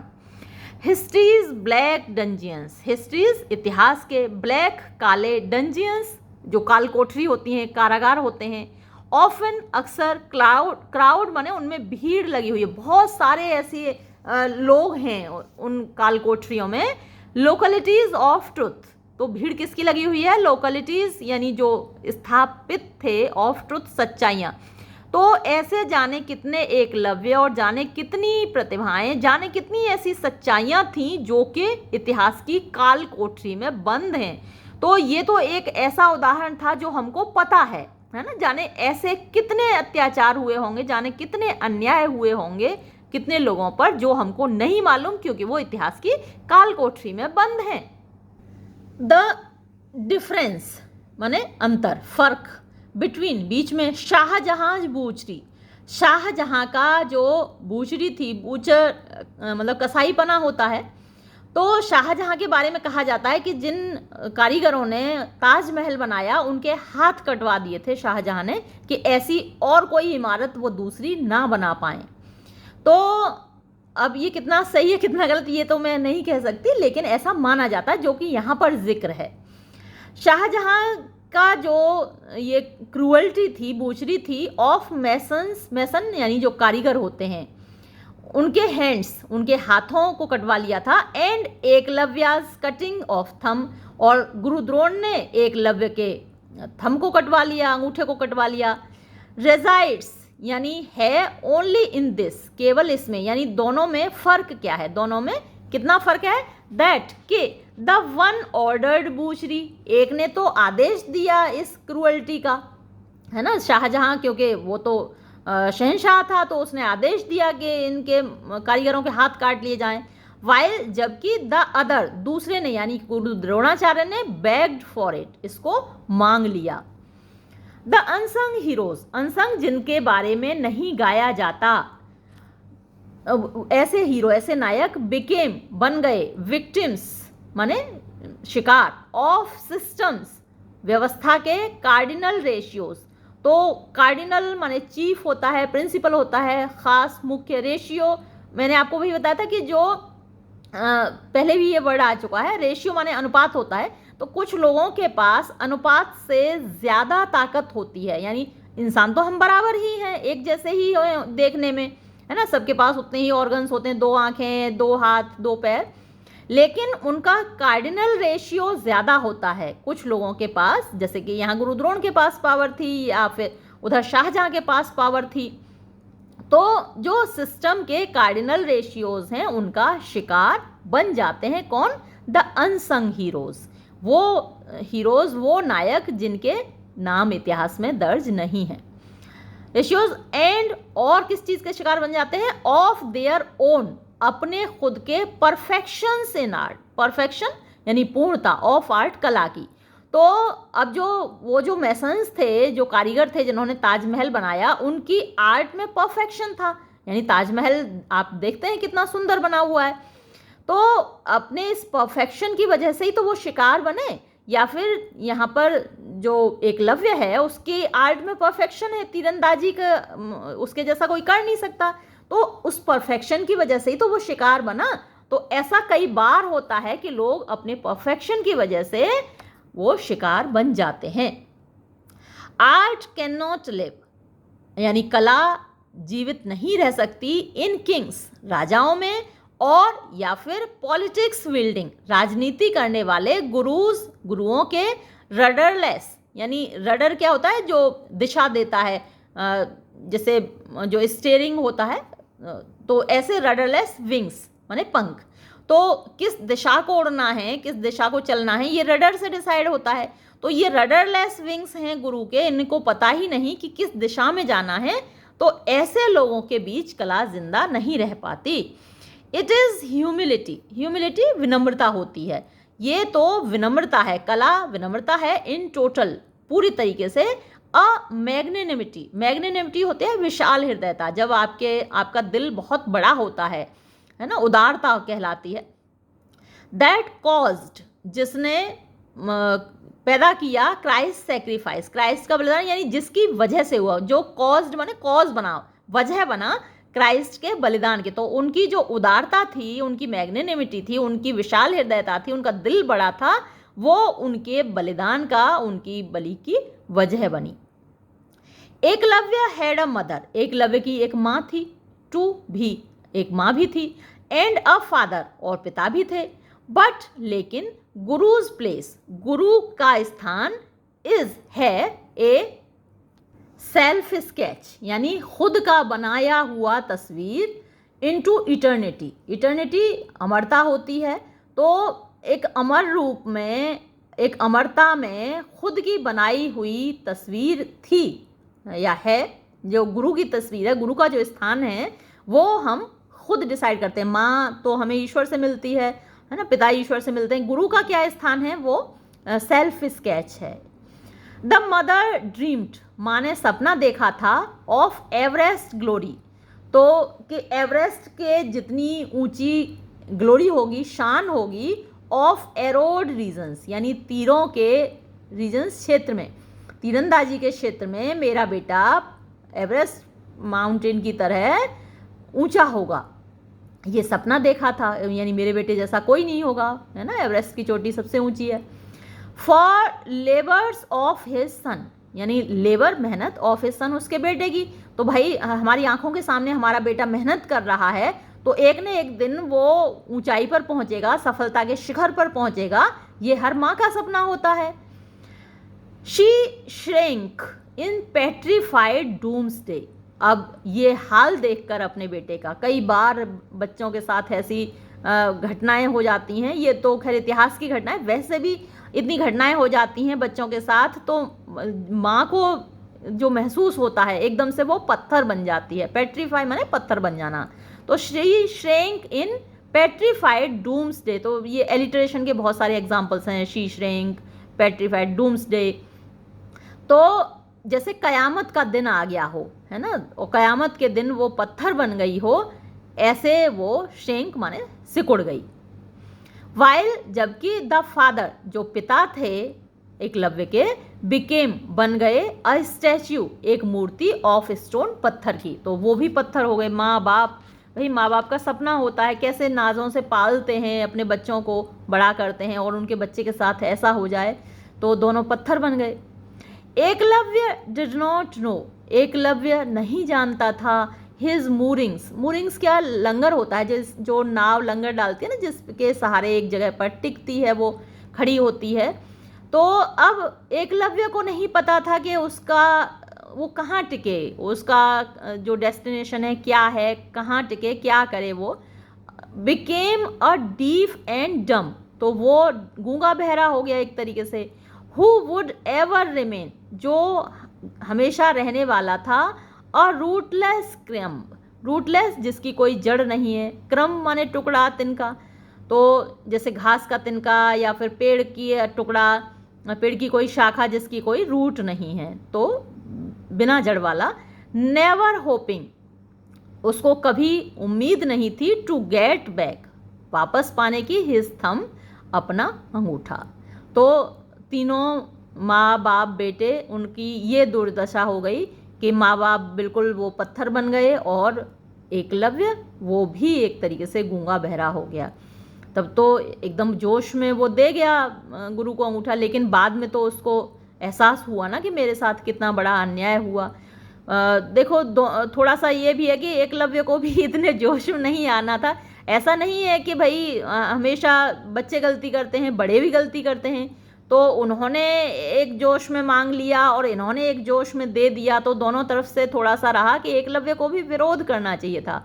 आप अन्याय कितना सह सकते हैं, है ना, ये अन्याय के प्रति कभी ना कभी तो आपको विरोध जताना होता है। तो अब क्या ही कर सकते हैं बच्चों, पोइम यहाँ ख़त्म हो जाती है। काफ़ी लंबी पोइम थी लेकिन अच्छी पोइम थी, और ये वीडियो भी मैं यहाँ ख़त्म करूँगी। धन्यवाद।